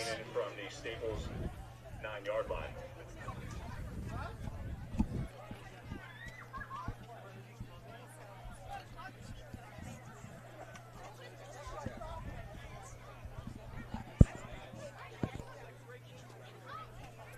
You're listening to WWPT 90.3 FM Westport here on O'Shea Productions on the YouTube stream, if that's where you're hearing us. It's Sanchez and Wesson on this call, bringing you this heavyweight matchup between the number 7th ranked and number 8 ranked teams in the state of Connecticut. 13-10 remains the score here. 1:22 in the 3rd quarter at Dunning Field. Yeah, I mean, and for this almost done with 3rd quarter, what do you see? Wreckers offensive next drive. We saw that explosion from Weil. I think they got to continue that, but on this defensive front, what do you think you're going to see from the Rams here? You know, they're going to continue with their game plan of the strong secondary and looking to punch up top, and we're going to make the Wreckers do things like that wild play. They're not going to make it easy. It's going to have to be a sort of a lapse like that for that to happen. They're not going to have just open receptions and open running lanes. You're going to have a trick play, something, as Weil broke to the sideline on that keeper and scored there. But as I was saying that, another play was run by the Rams here. Fiala in there on the tackle. along with Goldman. Now we're sub a minute here, 57 seconds, and the clock is ticking down. It's a 3-yard gain for the Rams, 3rd and 3. Brings up a 3rd down and 3 for the Rams. Ball on the 6. And another handoff. Stopped yet again. And now it will be 4th down here. Michael Smith. And it looks like Tucker Stevens and the field goal unit will come out here for the Rams. Looking.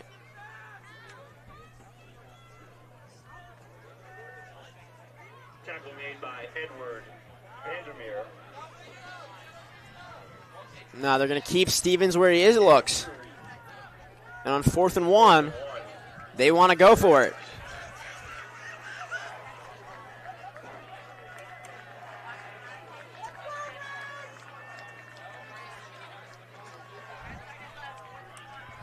The 4th and 1, 5 seconds left in the 3rd quarter. Are they going to let it hit zeros? They're not, as they run a play as it's about to hit a 0. They push it forward.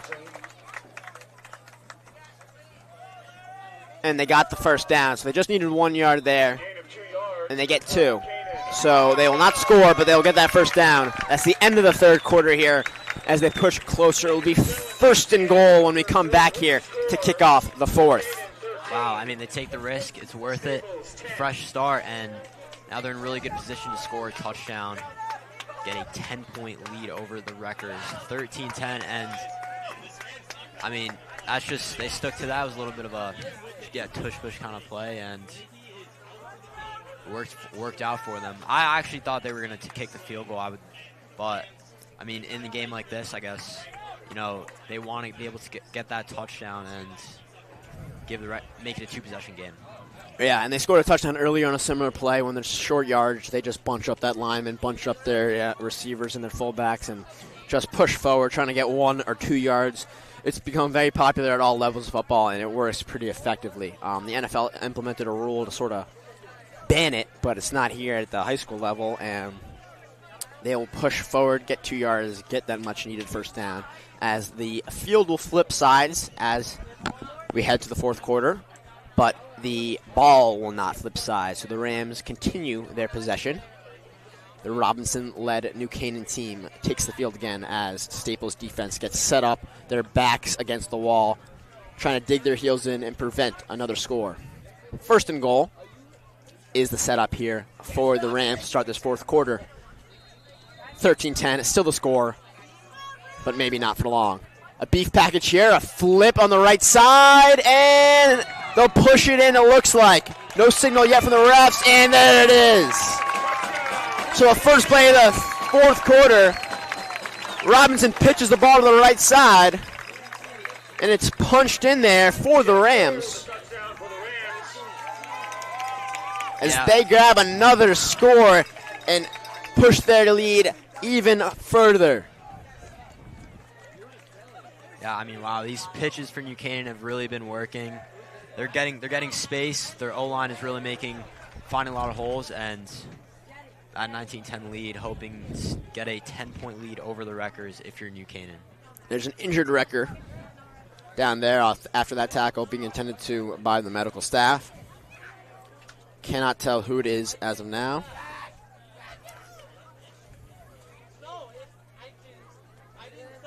As the Rams players grab a knee.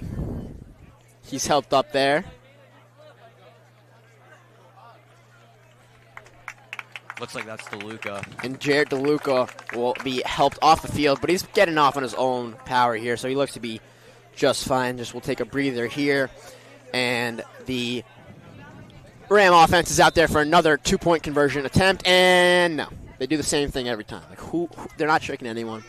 Or they are, but it just seems like there's no point. If you're going to kick, send out the kick unit. And so they move into their kick formation, and Stevens will look to kick it here. The snap, terrible snap on the ground, held by Robinson, and they're able to get it through. So off a bad snap that never really got off the ground, a great job by Robinson handling it, propping it up, and Stevens sends it through the uprights. 20-10 is the score here, a 10-point lead for New Canaan. 11:54 here in the 4th quarter as the Wreckers will get the ball. So 6 seconds into the 4th quarter, the Rams finish what they started at the end of the 3rd quarter. and they get the score. Their long, long drives have seemed to be working for them. And at this point, time is, one of the biggest factors left in this game. If the Wreckers score here, get the extra point, they're still chasing 3.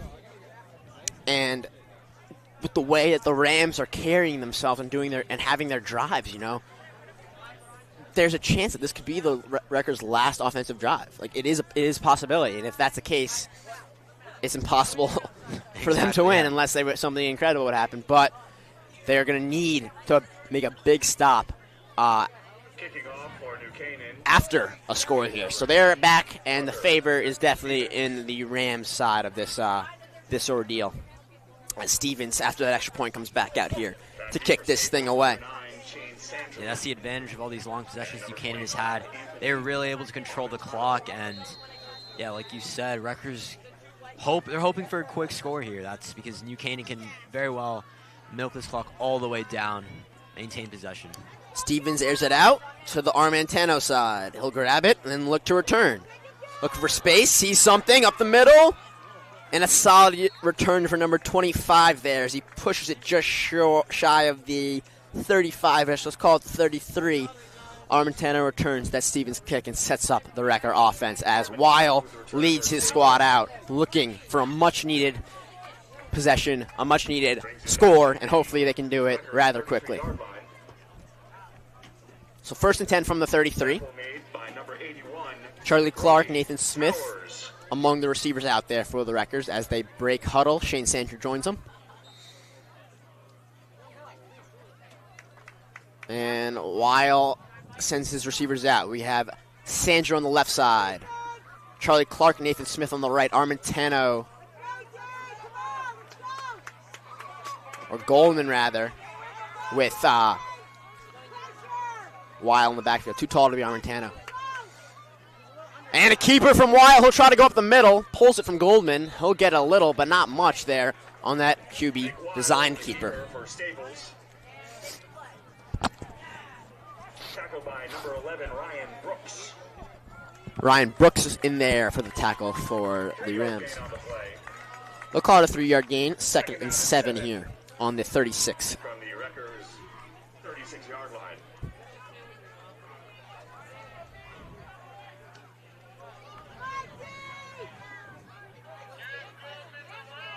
Smith in motion over the middle, and a handoff there to Goldman. He'll push forward on 2nd down, gain a few more. Not enough for the first, obviously, and will likely become 3rd and 5. 3rd and 6, they call it. Only a 1-yard gain there. And now on 3rd and 6, Weil looks over to the sideline, trying to get his signals here, trying to find a much-needed Wrecker first down. Yeah, this is arguably one of the most important plays of the game. They really need to convert here. And I think they're going to look for something aggressive. Maybe definitely maybe a rollout from Weil, some type of trickery like last drive. But let's see what they come out with. 2 wide receivers on each side for the Wreckers. Loya here on this side with Sandrew, and now Nathan Smith in motion yet again. He'll join them on the left side. It will be aired out, looking for Mikey Loya, and it's just out of his reach. Wide open was Michael Loya for Nick Weil, and they're unable to connect.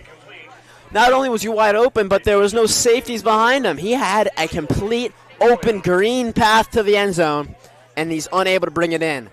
Hard to say if the throw's a little high, a little far, if Loya stopped running, but that will be looked back at as a critical play and a critical miss there for the Wreckers. They really needed that one, and now on 4th and 6. Weil will look over and see what possibly could they do. They have to go for it here as the Wreckers are getting desperate. 1 receiver on the right, 3 on the left. And they'll get a flag. Oh, my goodness. An absolute gift. An absolute gift from the Rams as they jump off sides and take that 4th and 6 to a 4th and 1. The last thing that they wanted, the only thing that they didn't want to do on that play, and they do it. And now they only need 1 here on 4th down. Very manageable as they'll try to punch it forward, and they may not have gotten it. It's always hard to see. They're saying they didn't, but the refs make that call, and we will. Weil had that keeper there. They haven't made a signal yet. Still trying to get to the bottom of that pile. They're looking at the most pivotal call of this game. Officials timeout. And the official is going to call a timeout, bring his guys in. I don't blame him. It's really impossible to see where that ball was. So, they're at the spot. They might bring the chains out here and measure it. And this is really all about where these guys in the stripes spot the ball. And that's going to likely decide the future of this game. And as I suspected, the chains will come out here. They'll measure. See if Weil was able to just break that line and get it. And it looks like he wasn't. Short. Wow. They'll call him short. They'll call him short. And the Rams with a massive stop. They blocked the Wreckers, unable to get that 1 yard they needed to move the chains. And now the Wreckers are really back on their heels. This place is getting loud here. Charlie Leahy, the senior captain, is out there talking to the refs. Can't believe that the Wreckers failed to get that single yard. And, it's funny. That was that's something that is literally the difference. The team's ability to push almost. The way that New Canaan has been able to get that 1 yard, that 2 yard every time, whether it's a touchdown or a first down. Biggest time for that for the Wreckers here, and they're unable to do it. A huge stop by the Ram defensive front, and now they'll come out here with a beefy package, no one out wide. They're looking to run it, obviously, and it's going to be a wildcat play here to Smith, Michael Smith. He breaks free! Wow. He was about to be swallowed up, but he breaks free for some more, so turn that 5 yard gain into a 7 yard gain, and it will be 2nd and 3.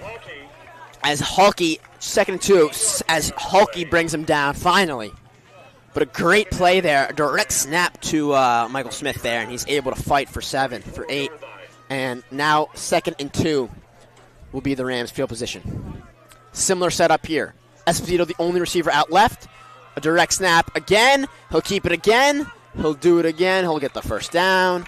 And a repeat. They just hit the same button again on their Xbox controller. Didn't even look at the playbook again. And they do it successfully. Jared DeLuca's back in this game. He's healthy. He's all good. He made that tackle, which is a good sign for the Wreckers. But right now, they're worried about these 10-point deficit on the scoreboard. Yeah, they need a must-needed turnover. Something. They cannot let New Canaan get any more points on the board. Right now, their priority, hopefully force a big hit, force something, because it's not all the momentum right now is with the Rams.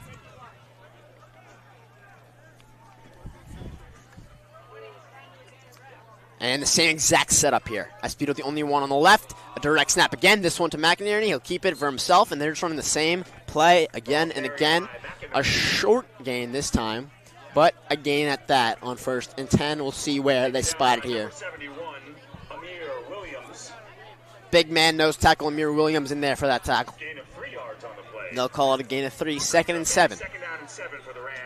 As Robinson takes the field yet again for the Rams, taking back that quarterback position. So it looks like the end of this Wildcat run. 8 minutes and 20 seconds left on this clock, and that's all the time that we have on this ball game. Obviously, overtime's a possibility, but it's looking unlikely as of now. An audible on the play. A flip to the left side to Stein. Stein goes forward. He pushes forward for a solid gain, short of the first down. So it'll be 3rd and short for the Rams here. Henry Stein with a great carry on that flip play. And the Wreckers seem to have no answer for these Rams. Taken down by Crandall and Solar. The Staples Wreckers have not lost a football game since week 1 of last season. Since week 1. They ran the table after that loss to West Haven. Won out the regular season. Won the FSAC championship in a game against Greenwich to end the season. And then won the state championship, defeating West Haven, finally getting their revenge in that state championship game. An instant classic on the Murillo tackle. And now losing is a long distant memory for these Wreckers, as it's been a little over 14 months now. 13 and a half months since they've lost. But with 7 minutes on the clock, they are in danger of letting this one go. And everyone expected this to be a crazy game. The pundits at CT Insider and the high school high school sports writers were kind of favoring the Rams in their picks, favoring New Canaan in their picks. And all I heard all week in school was that the Wreckers got it. The Wreckers got it. You know, they're down on us. They got it, and I believed them. And they still might have it, but it's been a great football game up to this point. New Canaan is a seriously good football team. Yeah, and both these teams with the winning cultures. I mean, you talked about 13 and a half months since they haven't lost a game. That is just crazy to think about. And obviously with New Canaan and their playoff success, they're 19 straight years. Like, both these teams winning cultures, I think they could see each other in the playoffs for sure. Drops back, Robinson, and he finds Esposito on the right side. He heads to the sideline. Armentano with a nice hit there, but not before Robinson's pass is complete to an number even 14, nicer gain. Esposito. But it will be unclear if they were able to grab that first. Esposito's hurt there, but he looks to be okay. He'll hop right back up quickly. Tripped up by number And they're going to mark it on the 4th down. They're going to say he didn't get it, so it looks like he's right there. And they're moving it. They're moving it now. Kickoff of 4 yards. They're going to say he got it exactly. It was 3rd and 4. He got 4 on that one, and it will be another first down as they're about to enter the red zone here. Robinson and the Rams in a huddle. They break. Less than 7 minutes on this clock. Stein out in the backfield. 2 receivers on each side. Motion in here. Flip. He'll take it to the right sideline, and he'll be wrapped up there by the Wreckers. Bennett Hegel in on that flip play for the Rams. Robinson to number 22, Benny Hegel. Unable to do much with it, as it is going to be Down by Charlie Leahy. 2nd and 9. Yeah, and you 1 can't yard just gain on the play. running down this clock, calling either a pitch or a run, Second down and basically 9 every play. for the Rams. Like we said, Wreckers don't really have an answer for it, and 18-yard line. it's not. I don't know if there's not much hope left for this Staples squad. They got to get a turnover, a score, and they would have to get another score. So let's see, and not much time left. So let's see what. While they both have to student stop. sections have thinned out, the Wrecker student section has thinned out noticeably. And with the score here, the Rams may just ice this game away, but they hand it off here to the right side. It's taken down there by Stein. He's tackled. Ball carried by Henry. He'll gain some more here on 2nd down, but it'll still be 3rd and some to gain. Tackle made by 3rd and 7. They'll say a 2-yard gain there by Stein. and Jake McGeehan. And McGeehan makes that tackle. Stoller's off defensively. Shane Sandrew, who makes rare defensive cameos, is out there to take his spot in the backfield, the defensive Packers 16. backfield for the Wreckers.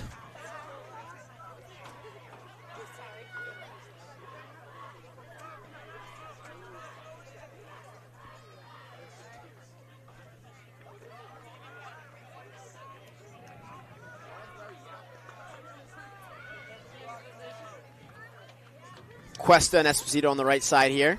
Valente and Koch on the left. McInerney on a motion. Flip over there to Smith from Robinson, and he grabs it. He's tackled right around the line of scrimmage, probably for a loss, they'll say. 49, A great tackle there by Callum McLean Davis Crandall. as Crandall pitches in as well.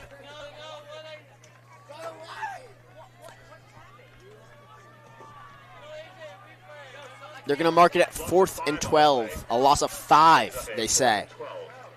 The initial spot was not that bad, but it is a loss of 5 here. So they will try to kick a field goal here and push their lead 38-yard field to 23 to 10. Tucker Stevens. Tucker Stevens is back. Robinson's there for the hold. New Canaan snap. Hold. Kicks up. And it's through the uprights. Stevens drills it. Adds 3 to the scoreboard for the Rams. And New Canaan holds a 13-point lead over the Wreckers here with 4 minutes and 49 seconds left in this ball game. It is, barring Staples' miracle, it is safe to say that this is just about over here as the remaining student section for the Wreckers head down those stairs. You can't say you're surprised. We knew this was going to be a really tough game. We knew this was an incredible Ram team. And they had the answer. They had the answer for the Wreckers. So they've been playing great football. The Wreckers have not been able to get their way all game, and it's really been the answer of no team has done this to the Wreckers defense in a long, long time in a way that they just feel exhausted. They don't have an answer. It's like every play is a flip play, a keeper, something, a short little gain here, a short little gain there. They're making completions and gaining yards on nearly every play. They're taking long, extended drives. They're getting 3, 4 first downs a drive, absolutely wearing down the Staples D. And when that happens, it normally spells good things for the offensive side, as Sandro and Armentano are back there to return. Stevens, after that field goal, goes to kick it away. And he kicks a good one. About the 5. Caught by Sandro. He'll head down the sideline. He'll see some space. He'll get open there and get pushed out of bounds around the 27-ish. But a solid return there for Sandro as Weil in the Wrecker offense comes out here desperate for something. Yeah, like you said, I mean, the Wreckers not used to losing. I mean, definitely over a year. So when a team comes in like this, it's, yeah, they don't know exactly how to respond. And it's the amount of time the Rams are taking on offense, especially in their defense. Beside that one play with Wild, they've been, all over the Staples offense, really been expecting everything they've thrown at them. 2 receivers to the right for the Wreckers, 3 to the left. No one in the backfield for a while.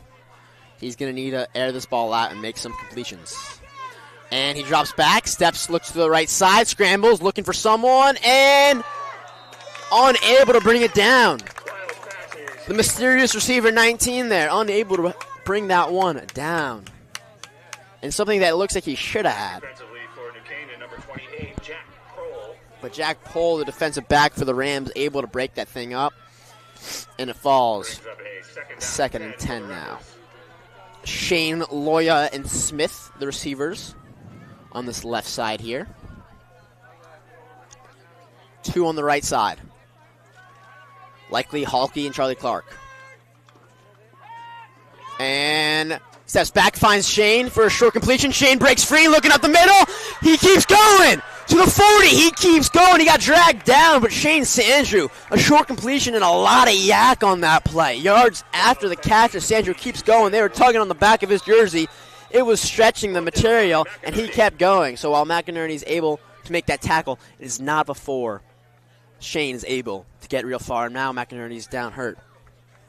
So great first down there for the Wreckers, but less than 4 minutes and 30 seconds on this clock. And they're in need of 13 points to force overtime. Yeah, that's some light for the Staples. You like to see that, but again, they are in a quite bit of a pickle here. Down 13, 4.5 minutes left.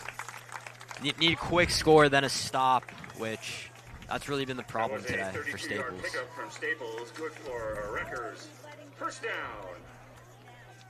33-yard pickup there for Sandro, as McInerney gets helped off the field and taken to that red tent.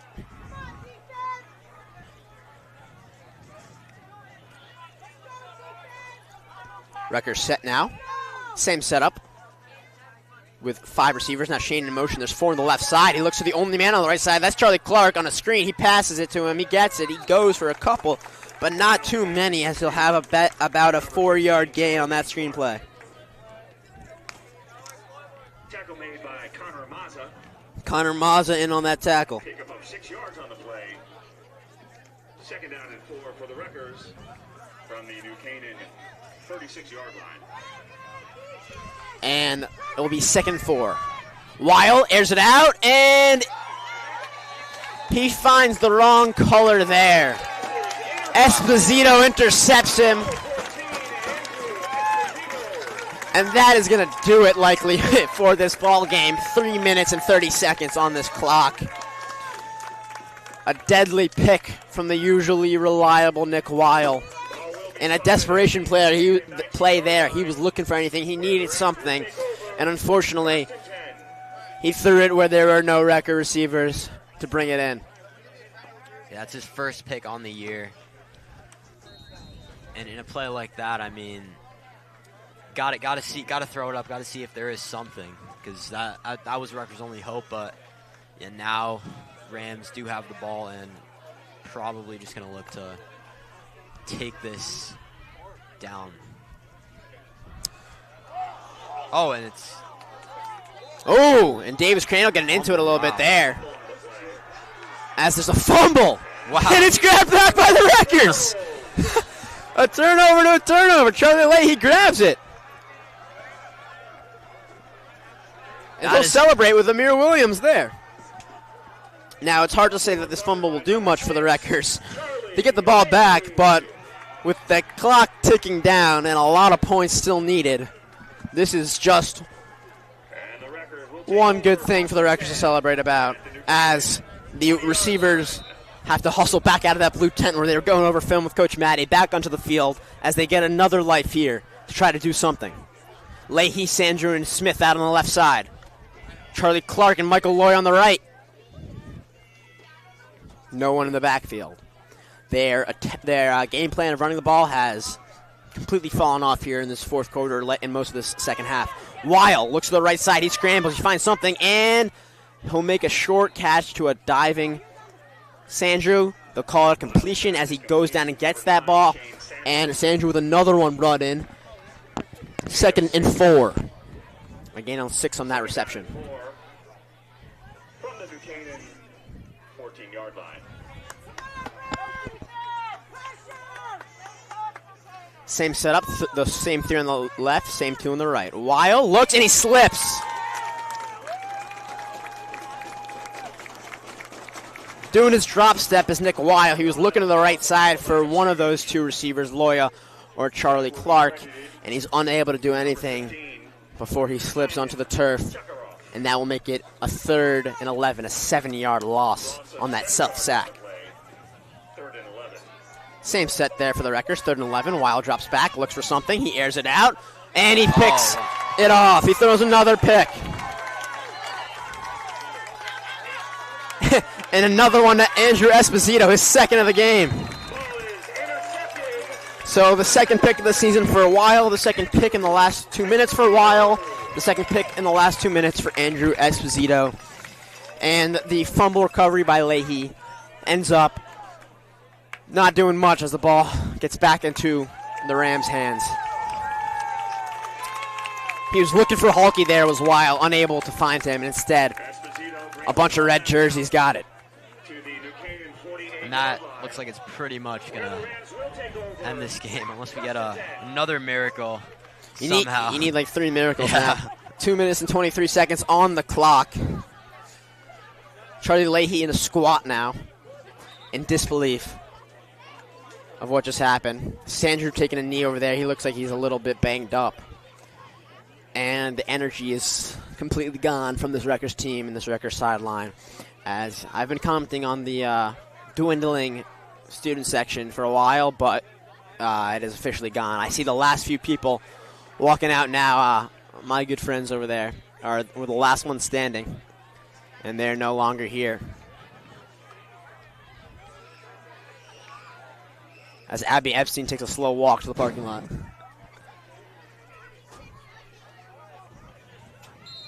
And they say that I have bad eyes. But from here I'm spotting it.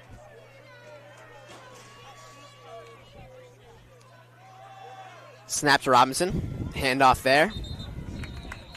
For a short gain. Ball carried by Stein. Stein has been getting all the carries, so Kenny must have been hurt pretty good, and he has not been in this game in a long time. Not that it matters right now for New Canaan in this game, but definitely something for the future. While Stein is not a bad option as your backup running back, he's looked good all game, but Kenny is obviously their main guy. And is able to go and call a timeout here. 2:14 on the clock.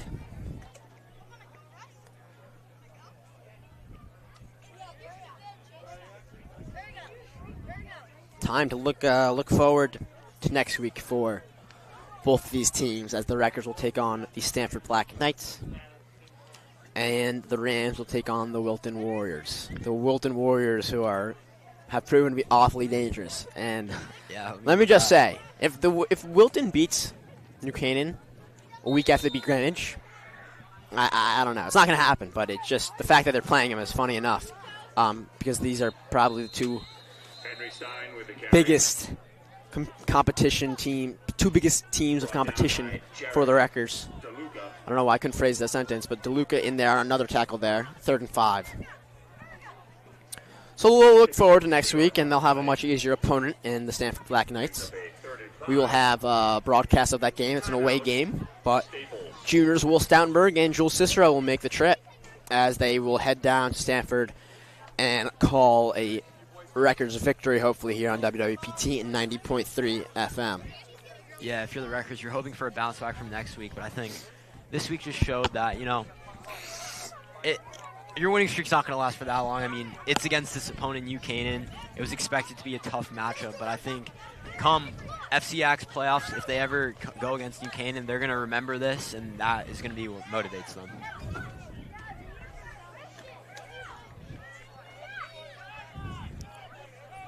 .208 is the time remaining as the Rams take the field again on 3rd and 5. 3rd down and 5. New Canaan student section almost entirely empty.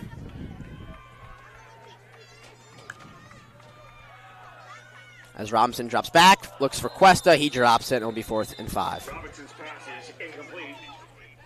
Intended for Cuesta. So we'll bring out the punt team here and send that ball 4th down and 5 for New Canaan. back to the Wreckers with just under 2 minutes to do something.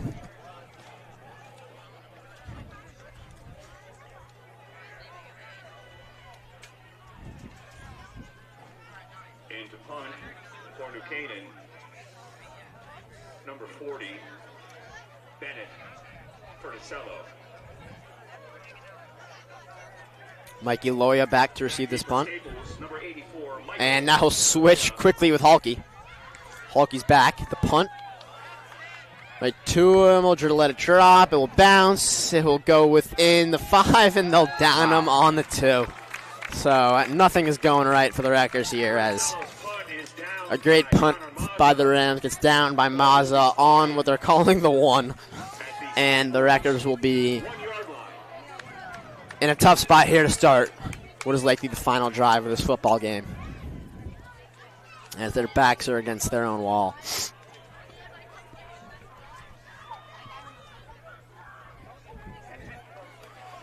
Both teams remain with their starters out there, though. Esposito, the defensive back for the Rams, takes the field once again looking for his 3rd pick. And the Wreckers will set up in their end zone. 3 receivers to the right, 2 to the left. Weil looks for something, scrambles to the right side, gets out of the end zone, avoids the safety, but not much more as he's brought down right outside of the painted turf. Nick Weil with the keeper. And they're just trying to get out of the 1 yard line right now, but Number 4, Will Sullivan. I think They'll maybe call it, not. yeah, they'll call it no gain, no loss there, as he just avoids the safety. 2nd and 10. On the play. 2nd and 10. Clock's ticking down here on the minute 30 mark. Weil drops back, looks for something, and he'll find a receiver down. That's Nathan Smith on the right side. He catches it and goes straight to the turf. A 2nd down completion, as it will be 3rd and 2 here for the Wreckers. Mazza again on that tackle. He has been everywhere. And I'm going to ask, but I don't think there's a real good answer. Is there a player of the game for the Rams? I mean, they're a balanced team. Yeah, I would, honestly, every play. That's the play of the game. Every play, they've just, really. And there'll be a flag here. A false start. And that completion to Smith will just be walked back here as Sables can't get out of their own way. Yeah, I mean, nothing going right now for the Wreckers. But yeah, back to what I was saying. I mean, maybe that fourth down conversion, but honestly, every play it's just been continuously 4 or 5 yard gains, and Rutgers have not had an answer. Clock's ticking down here, and we're into the seconds, 45 of them. Weil outright looks for something. He'll air it out. Almost another pick by Esposito as it lands at his feet. And the worst part of that play is that it stops the clock. 41 .3 seconds here remaining. 4th and 7. Josh Marcus will come out to punt from the end zone. He's going to be basically on the back line, an inch away from a safety. Hopefully he does not Dan Orlovsky this. New Canaan, number 7, Michael Smith.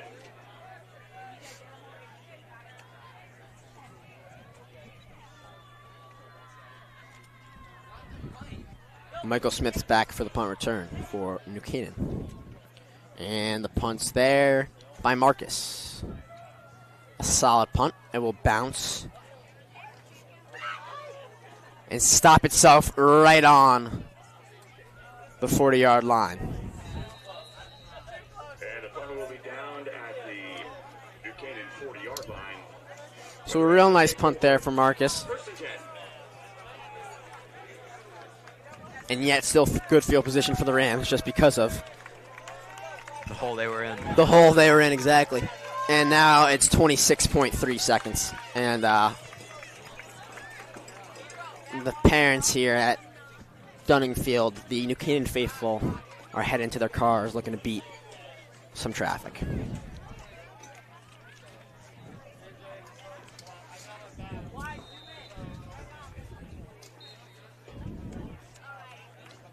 And they'll take a knee. The clock will move. And they will shake hands here on Dunning Field. The end of a ball game here. They're going to have to kneel it one more time, or no? It's going to be no. They have just enough time left on the play clock as the clock ticks down and double zeros hit. 23-10, the final score here from Dunning Field. New Canaan with a big win over the Wreckers as one of the greatest matchups you will see in a high school football season here in Connecticut. The Rams advance to 4-1. The Wreckers advance to 4-1. Their first loss is week 1 of the 2023 season. A heartbreaking loss for the Wreckers as they lose by 13, 23-10. They had that touchdown to start off this second half and really nothing else after that. A semi-low scoring affair as we predicted. The Rams defense that only allows an average of 12 points beat that, only allowing 10 here. And this long line of handshakes will go down here as the Wreckers take in this loss. A disappointing result for this team, but they will be back next week against Stanford to turn things around in the right direction. I have no doubt in them. They have the whole faith of the school, the town, and the state, honestly, and because of the way that the class rankings work, they don't have to think about the team on the run to the state championship. So this could be one of their hardest matchups of the season, if not the hardest, and it ends with a loss as they will now all grab a knee around Coach Barron's. On the opposite side, the Rams do the same. Thank you guys for listening this afternoon here on WWPT 90.3 FM Westport and on O'Shea Productions on the live stream. Ivan Weston Hawkeyes are bringing you the play-by-play alongside Sanchit Aurora bringing you the color. It's been a great time being with you guys today. Thanks for tuning in. And make sure to tune in next week as the Wreckers will take on the Black Knights.